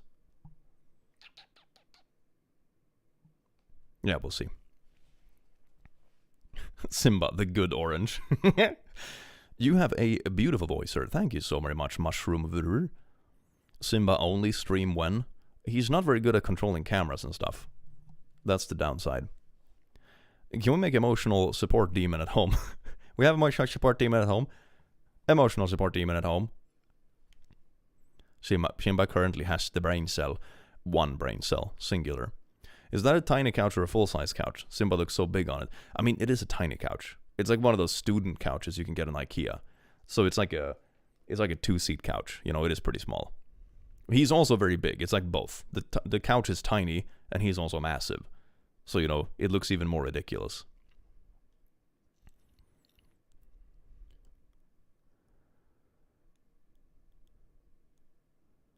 Simba does not look impressed by your moving the pillow. Yeah. Yeah, maybe he didn't like it. Maybe I should just remove it completely. Check this out. Should I just put the pillow away like that? Is that better? Do you want more like flat space? Is that what you're looking for? Maybe he just wants more flat space. We'll see. What the king decides. The royalty of the household. I got a Maine Coon as well and hoped he would turn out to look like him. My Barrick. Oh, that's so cute. Oh, hell yeah. He is the Lion King. Everything the Elgato ring light touches is your Simba. Ooh, really, Pa? Wow. He's even laying in regal pose. Yeah, I know, right? Such a royal. Why does Simba look so grumpy in a cute way, though, Lemao? Yeah, he has like that cute resting bish face, you know? He's always had that. I wonder if he's part Norwegian forest cat. I think he's only Maine Coon, as far as I know. Best Simba impression I've ever heard. That's why it's called the Elgato ring light. Ah! Maine Coons, really big cats. They are. They're massive. I think like the average male is like 8 kilos, which is really big for a cat. Would you want to guess how heavy he is right now? You want to take a guess, Chad? You want to take a gander? How chunky do you think Simba is? 11 kilos, 30 pounds, 9 kilos, 10 kilos, 15, 40, 45. 45 kilos. Holy fucking shit. Oh, there we go. He is down for the count. 20. Oh my god, that would be insane. I think right now he's about 6 kilos, 7 kilos, 12 pounds. That's tiny. 900,000? He's about 13 kilos right now. 13 kilos for a cat. So that's about 30 pounds for freedom units. That's insane. You can use him as a bench press weight if you like. He is a big boy. He is a big boy.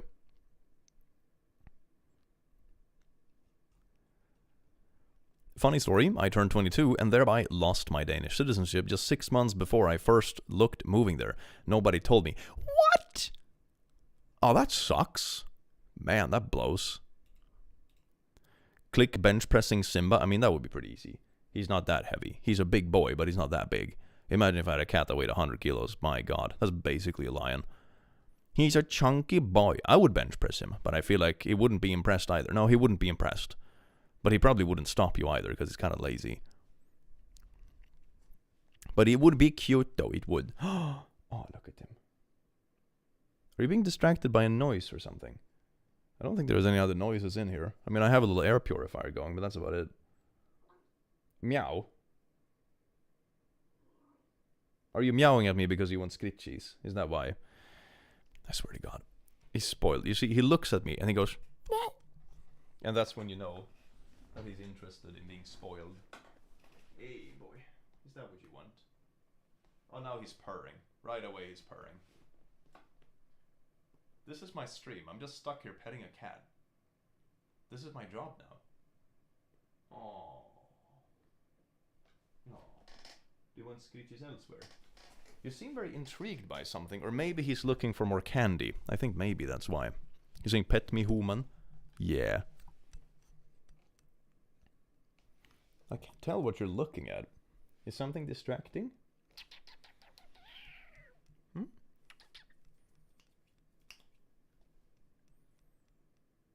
I think maybe he wants a little candy piece. Do you want one candy piece? You shouldn't have that much more, though. But you can have a little bit, because it's like... Well, it's not Friday, but let's say it's Friday. It's Cat Friday. He doesn't give a shit about weekdays anyway, you know? He doesn't have a job. Simba, you're unemployed. You know that, right? You're unemployed. Here you go. You have a few candies. Oh, very good. Look at that. Wow. He's not even getting up to eat. He eats laying down. That is amazing. That's peak lazy. Look at that. Peak fat. He's just laying down. He's... Wow. His life is a struggle, isn't it? I think whatever he did in his last life must have been really good. Because getting reincarnated into this must be like peak karma, right? If you were like, oh my god, you spent your entire last life, I don't know, saving orphans. This is what you get reincarnated as. And this is what you can do the entire day. He isn't fat, he's big boned. I mean, to be fair, he isn't that fat. He's mainly fluffy. He's not like lardy. He's just big. Cats are too fat or kind of sad. They are. He's actually not that fat. He's on a diet. He only gets X amount of food per day. It's partially for his insulin, so it's kept in check. So he doesn't like gain weight or anything like that. He's very stable, and he's really lean. Yeah, he is pretty lean, but he's 13 kilos, so he's just huge. He's not very fat. He's mainly just fluffy. I mean, we just call him fat because he's lazy, And sometimes he also messes with us too. Like, when he pukes up a hairball and specifically puts it in the couch instead of on the floor, it's like, okay, I think you've earned some insults now, Simba. It's just, owner cat banter. 13 kilos of floof. Yeah, if you shave it, he's only 5 kilos.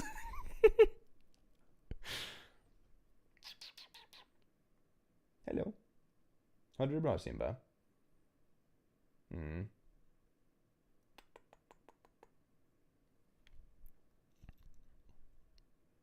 How old is he? He's 12 years old. My cat just had a $600 vet bill for an upset stomach. Yeah, I know, right? He's not fat, he's on a diet.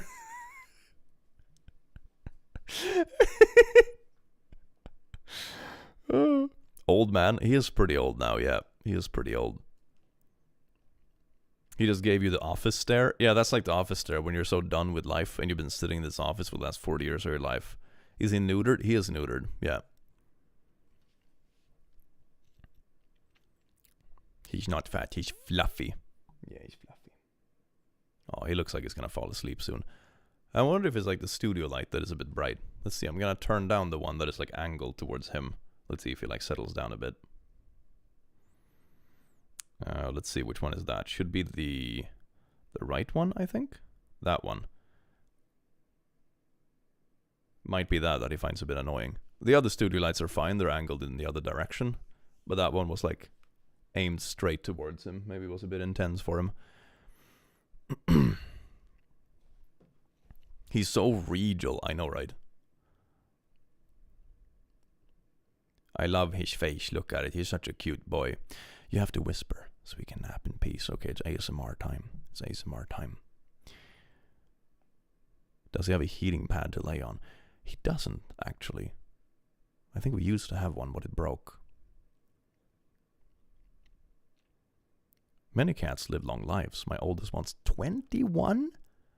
Yeah, let's see if it gets that old. I know the bigger ones usually don't get as old, so we'll see, I suppose. This is the current mission. Trying to get the cat to sleep. Yeah, now the light is a bit better for him.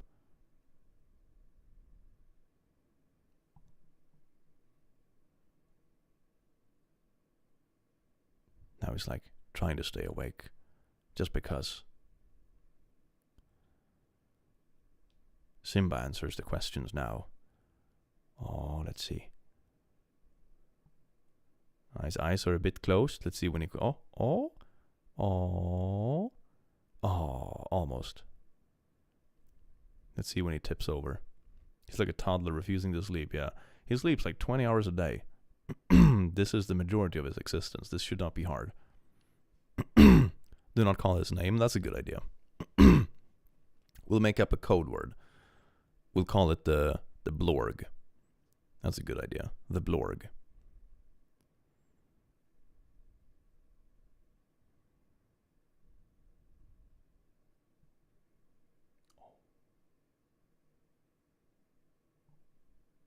So tired. So tired. Little blorg. Oh, tired boy. What's his favorite snack? Well, right now it's definitely the crack that I have in this little plastic bag. The Fluff. That's a good name. The Fluff. But the blorg is more unique. We are the blorg. We assimilate who we see. That can be the cult. That can be the cult. Yeah, Eeper is very eepy. He needs to eep. Eepy big man. Oh, he needs to do the eep. What are those glass things on your shelf? Oh, they're like makeship awards. They send them out to creators that like do well with various things. So I think the middle one is like fan favorite 2022, I think. And the two other ones, one is for the emotional support demon, and the other one to the right is for, I don't remember, fan favorite or design, something like that. I don't remember, actually. I have to read on them. What's your EAP schedule? Pretty normal, actually. Pretty normal. Now he's finally collapsing. Look at that. Oh, he's so comfortable. Mission success. Ooh, that is great. Plush King. Oh, the plushies have been so fun. It's amazing. He is EP now. Now he's EP. We have to go be productive. Damon would like to say goodbye. Click. He said my name. Oh, that's so sweet. This may have been a mistake. Well, go be productive. And you also, Damon, be productive. Okay. Simba needs you to be productive. Look at that. He's watching you.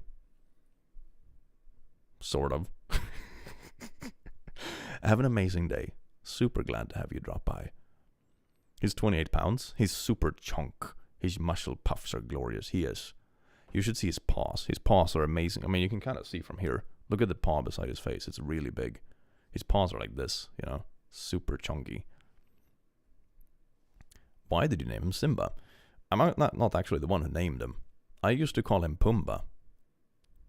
That was my nickname for him. So for a while, like a bunch of years ago, he used to react to the name Pumbaa better, because whenever I was cat sitting him, I always called him Pumbaa. I always thought that was a better name. Oh, this big orange lion-looking cat. What did you name it? Oh, Pumbaa. That's amazing. That is so good. Pumbaa seems appropriate. I mean, oh, look at that. He's so sleepy now. Oh, best life. Best life.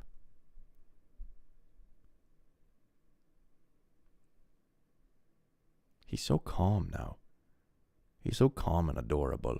Does he fart? Oh, yeah. Yeah, he farts. Massive poops as well. He has 2 litter boxes, okay? 2 litter boxes. Because whenever he gets... Oh. I wonder if he gets distracted by something.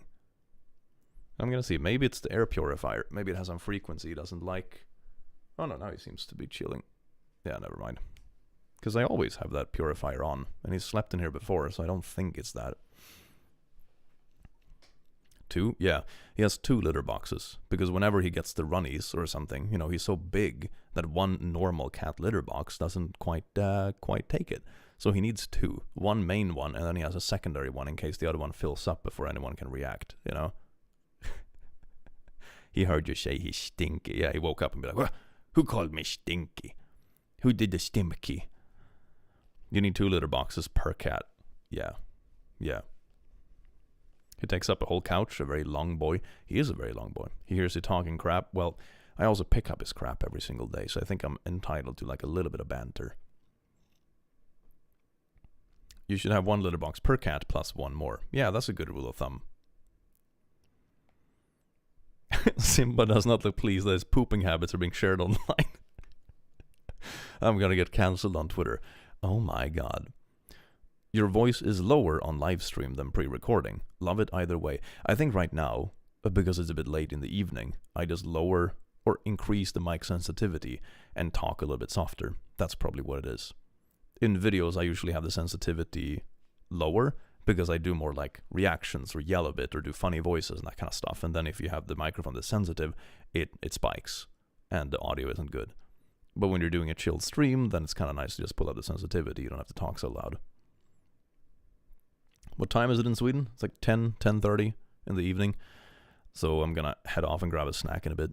Click giving us his deep, sensual voice. Oh, yes indeed. You have such a narrator voice. Oh my. Simba was laying on the couch contemplating his very existence. What was going through his brain? No one could quite tell. What genius thoughts were circulating in this smooth little cat brain of his? Man, the IQs could barely be contained. You could see the brain working relentlessly in his head. He is now contemplating, should I go to sleep backwards or forwards? Backwards it is. Yes, that's a good position. Oh, gotta stretch out. That is great. Taking up the whole entire couch. Well, this is a couch for two normal people, Simba thought. But this couch is barely fit for a king, the fluffy royalty, which is myself. Very happy with how much space he takes up. He was lulled to sleep. He literally takes up the whole couch, though, like unironically. His tail is literally on one pillow, and his forehead is on the other. He's like exactly the size of the couch.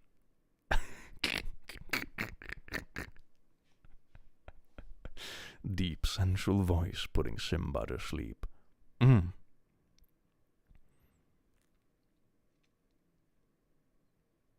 He's snoring.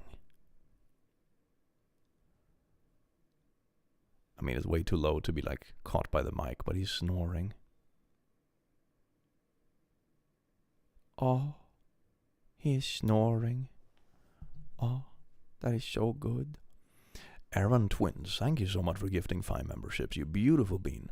And to anyone who got a gift membership, make sure to link your account to Discord. You get special roles on the Discord if you have a membership on YouTube. Yes, indeed.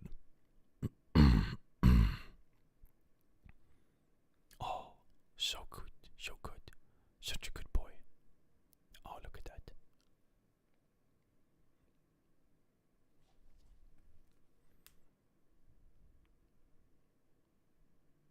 Oh, he's snoring. He is snoring. Oh, he's so comfortable. Look at that. He likes his little couch. That is so good. Is this what you guys are up to at the emotional support stream? Yeah. We're just watching a cat sleep. A big fluffy cat. Do you read all your comments, chats on YouTube? I mean, live chat is difficult to keep up with. A better description would be to say I skim it. Comments, I try to read most of it. Or at the very least, I would say, let's say if a video has like 3,000 comments, maybe I read the first few hundred after the video dropped, like keeping an eye on everything, see so no one is reacting to anything I missed in the video or something. Then I typically scroll like the comments from top to bottom, like the most upvoted ones and replies to it. So I would say I probably read more than half of comments. Oh no, sorry Simba, I moved too roughly. Oh no. Oh, I made a noise with my feet. Live chat is more like skimming. Comments I read maybe half. But I try to read all of it, but it's just much. Depends on the video as well. Oh, I did like a small meow. I think he wants pets, but he's gonna forget about it in 20 seconds when he falls back asleep. Oh, he's kind of holding his head up, but it's difficult. It's very difficult. Oh no. Do you want pets? Is that what it is? You're just so snuggly today, aren't you? My god. You're just way too snuggly. I don't have your brush here, sadly. Do you want pets? You just want pets until you go to sleep. Is that what you want? Huh? Is that what you want? You spoiled creature. Wow. Spoiled creature. Oh.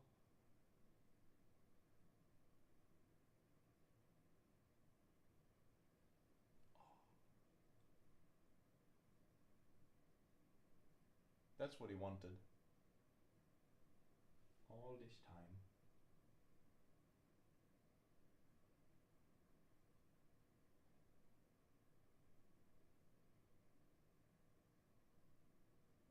He's purring now. Oh, it's purr.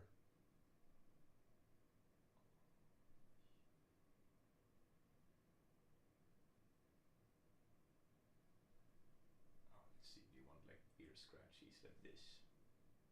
Is that what you're after? Oh, very good.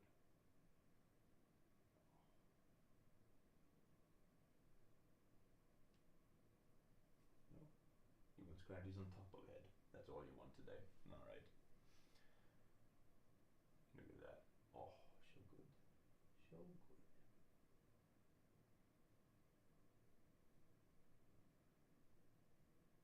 He's so spoiled. So spoiled. Oh. This is a whole stream today. This is the whole stream. Petting a really fluffy cat. Oh.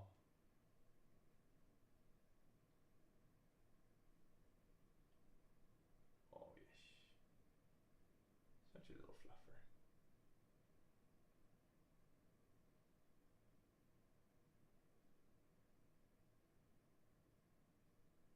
Oh.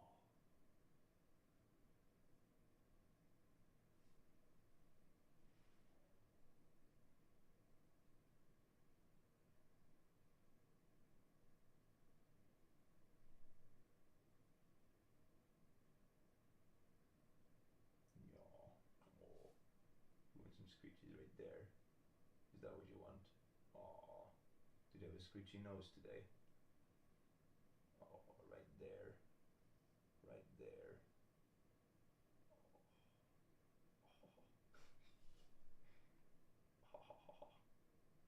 Right there. Right in the middle. Is that where you're like itchy today? Right there. Oh, that's good.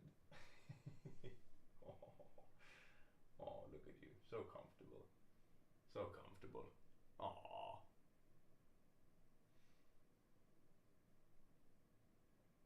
Yeah, it's a little old boy. You're an old little boy today.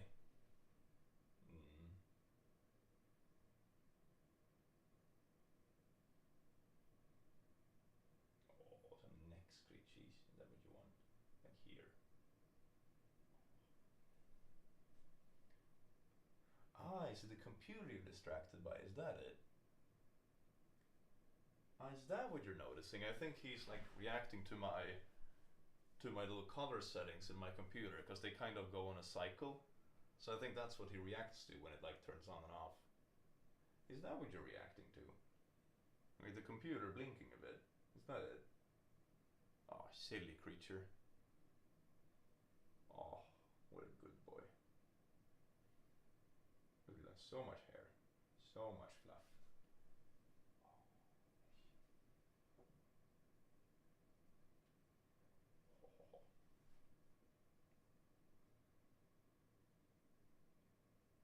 Is this where you want scritchies? Like the side of the neck?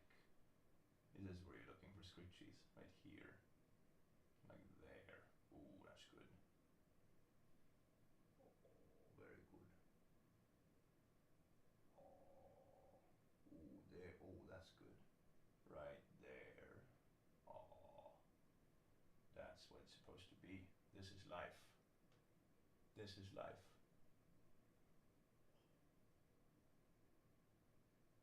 So good. Oh. Oh, very good. Look at that.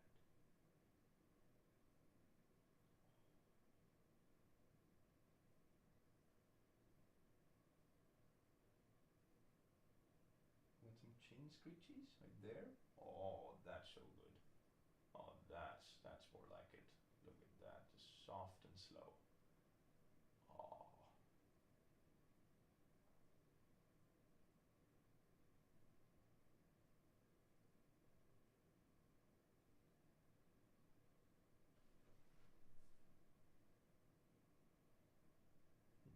Look at this. I'm gonna have to vacuum here afterwards. Dropping some hair. Oh. Look at that good boy.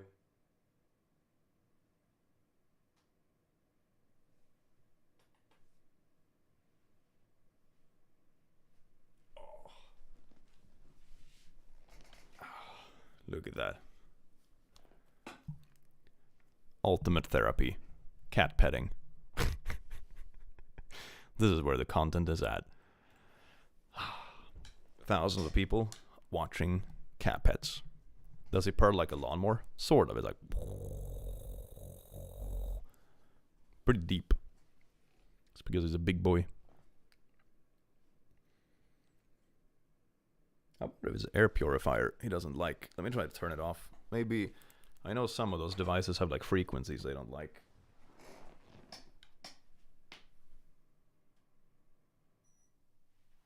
There we go.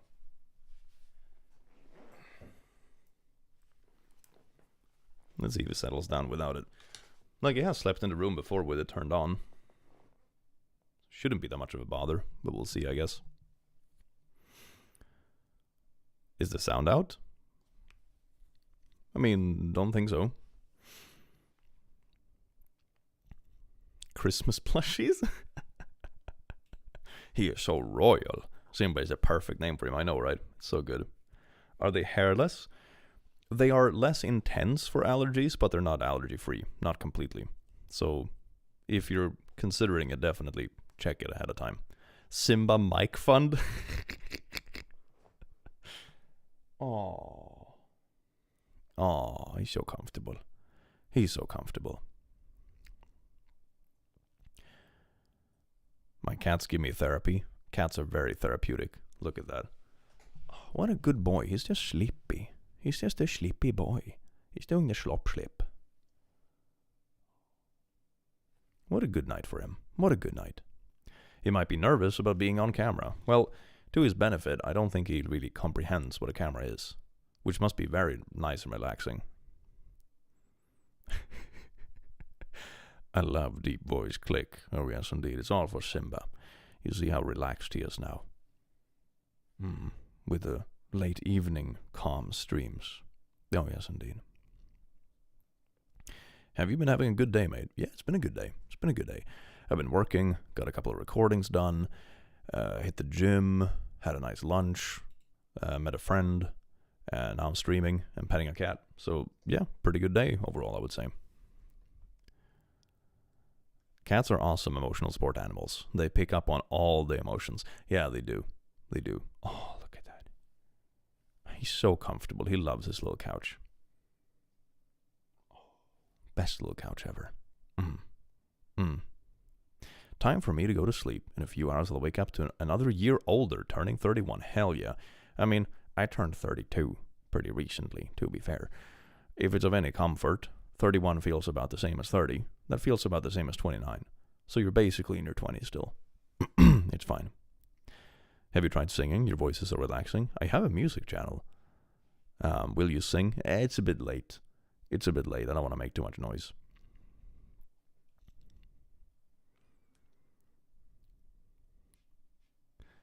Chrysler getting close to 50. I am so old. Well, you know, you always round down to the nearest 20. So it's still 20. You know, it's fine. I just turned 61. What the actual frick? I guess that's what it stands for.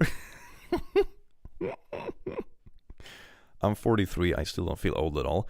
I don't feel old. I think I just feel like other people got younger. Does that make sense? Like, time moves slow enough that you don't really see yourself as getting older. Same thing with your friends, because you see them so often. Like, my friends still look the same, but whenever I meet people that are like 20, they feel young. Does that make sense? So it's like, I don't feel old at all. It's just that other people feel younger. It's like your age always feels like the norm, kind of. When you were 15, everyone who was older than 20 were just like adults. They were just old, you know? And then some were at like 60 or something like that. That's when it's like, oh, that's like sort of my grandma at that time, you know? So it's like those were the two references you had. And then when you're 30, it's like, oh, 20-year-olds are small. And 40-year-olds, not so different. And, you know, it's like, yeah. Age gap is bigger? Yeah. Click is a millennial chat. Yeah, it's a very mixed age demographic. It's very mixed. I kind of like it, honestly. Makes it chill. It's nice. Oh. Look at him, he's suffering. Oh. Look how big that paw is. That's a massive paw. I'm 107, hell yeah. Does the art on the wall ever change? I've been meaning to change it. I've just been procrastinating it a lot. But I want to change it. At least some of it. I think I'll do like a gradual change. You know, like, I'll switch out, 5 or 10 pieces. And then maybe switch out another 5 eventually, that kind of stuff. Like a gradual thing. I wonder what he's reacting to. There's nothing over there. At least as far as I can tell, maybe it's a ghost. I turned 50 50 recently. Was told, seriously? You seem like 35. I don't know if I like that. Sounds like a good thing. Then when you're 60, you're gonna look 40. Hell yeah, that's good. I mean, I take that as a compliment when I have to show my ID when I pick up liquor. In Sweden, you have to be 20 to go to the liquor store. So I look like I hypothetically could be younger than 20, I guess, which is, wow, compliment, I suppose. I'm that kind of annoying asshole when I go to the liquor store and it's someone is like, can I see ID? And like, haha, I see it as a compliment. And they're like, ha, you should. And everyone knows that I'm an old fuck.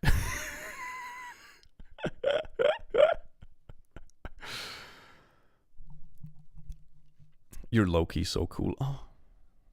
Oh, it's me. It's because I have a cat. Brings up the average.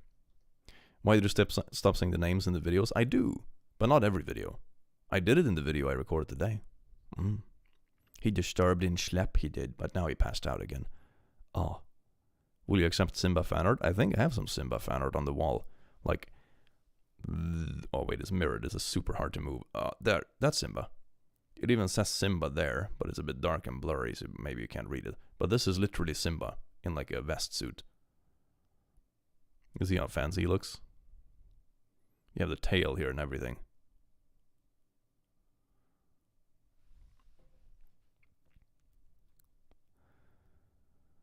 Cat merch when? I'll just send people cats. Will you post on your music channel again? I had a couple of projects, but my music programs bugged out when I rebuilt my PC, and since then I didn't really get it to work properly, so I've been sort of procrastinating, I'm gonna be honest. Oh, look, it's so cute.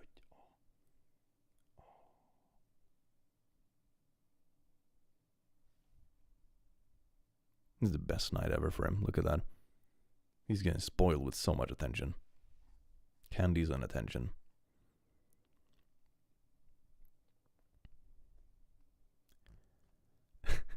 Maybe I'll start selling merchandise, Simba hairs, and little like bands. Like those really stereotypical, what is it, like 50s romances when like the girl cuts off a piece of her hair and like sends it to him in like a little band or whatever. It's like that, but cat hair. That's so hecked. Hairballs. Yeah, some people get like beautiful strands of hair in a nice little silk rope. Other people get like a hairball in a plastic bag. It's a bit of a lottery. Depends on what hair came that day. Simba bathwater. Gamer cat bathwater. Can you imagine that? I wonder if he's listening in. He's not approving. Oh my god, I got a gifted sub. Hell yeah. Hell yeah. 2 of my cats are curled up on me, watching the stream with me. That is so good. That is so good. It would be super wholesome if one wasn't insisting on standing on my bladder. That's always the downside, right? But it's a cat. What are you going to do? Move it? Of course you don't. How can we send you fan arts? Best way to do it is on the Discord. There is an entire channel linked to fan art, so there it's certain that it doesn't get like spammed away. Of course, you can also like tag me on Twitter and that kind of stuff, but that's a bit easier to miss. So I would say send it in the Discord. The fan art channel in Discord is like the safest place. Oh, look at that. What a little cutie. He's just so passed out. He had such a tough day today. He started the day by sleeping. Then he came and complained to me about 8 o'clock and said, now it's time for brekkie. So he got brekkie and insulin. Then he went back to sleep. Then when I came back from the gym, he was still asleep. And then he came and complained to me around 7 in the evening, because then it was time for dinner. And then he had dinner and insulin. And then he was chilling for a bit, and then I brought him here, and then he slept some more. It was very tough. It was very tough. He had to eat like twice. It's a lot of work. It's a lot of work, man. Like, damn. Full day of royal cat duties. Yeah, eat, sleep, eat again, sleep a bit more. Damn, it's tough. So much tough. How does he do it? I don't know. He's an inspiration to all of us. Absolute inspiration. Eat, sleep, repeat. Yeah. It's like life simplified to the most basic core pleasures. Eat, sleep, and poop.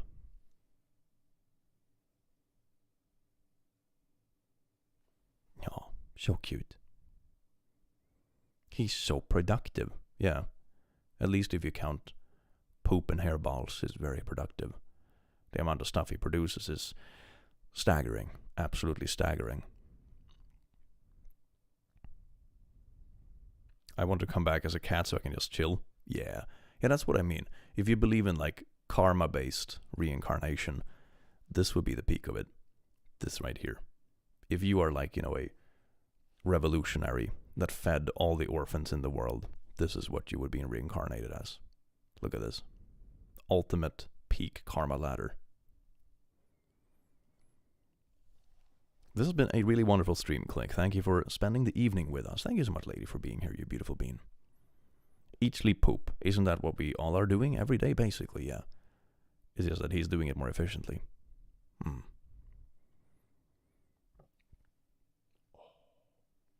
Suffering.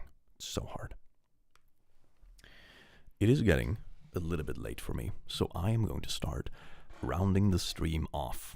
Because it's almost 11 o'clock, and I'm getting a bit snackish. Oh, nay. Oh, wait. Oh. He heard that I'm ending stream, and I was like, finally, I can stop this act. He's just a paid actor. You see, now he's getting up. His shift is over. So wish you all a very nice good night, or whatever time zone you live in. And have an amazing rest of your day, and I hope to see you again in the very near future, in a video or in the next live stream. You wonderful, beautiful beings, I do hope you enjoyed the stream, and I will see you again very soon. Say goodbye, Simba. Say goodbye to the chat.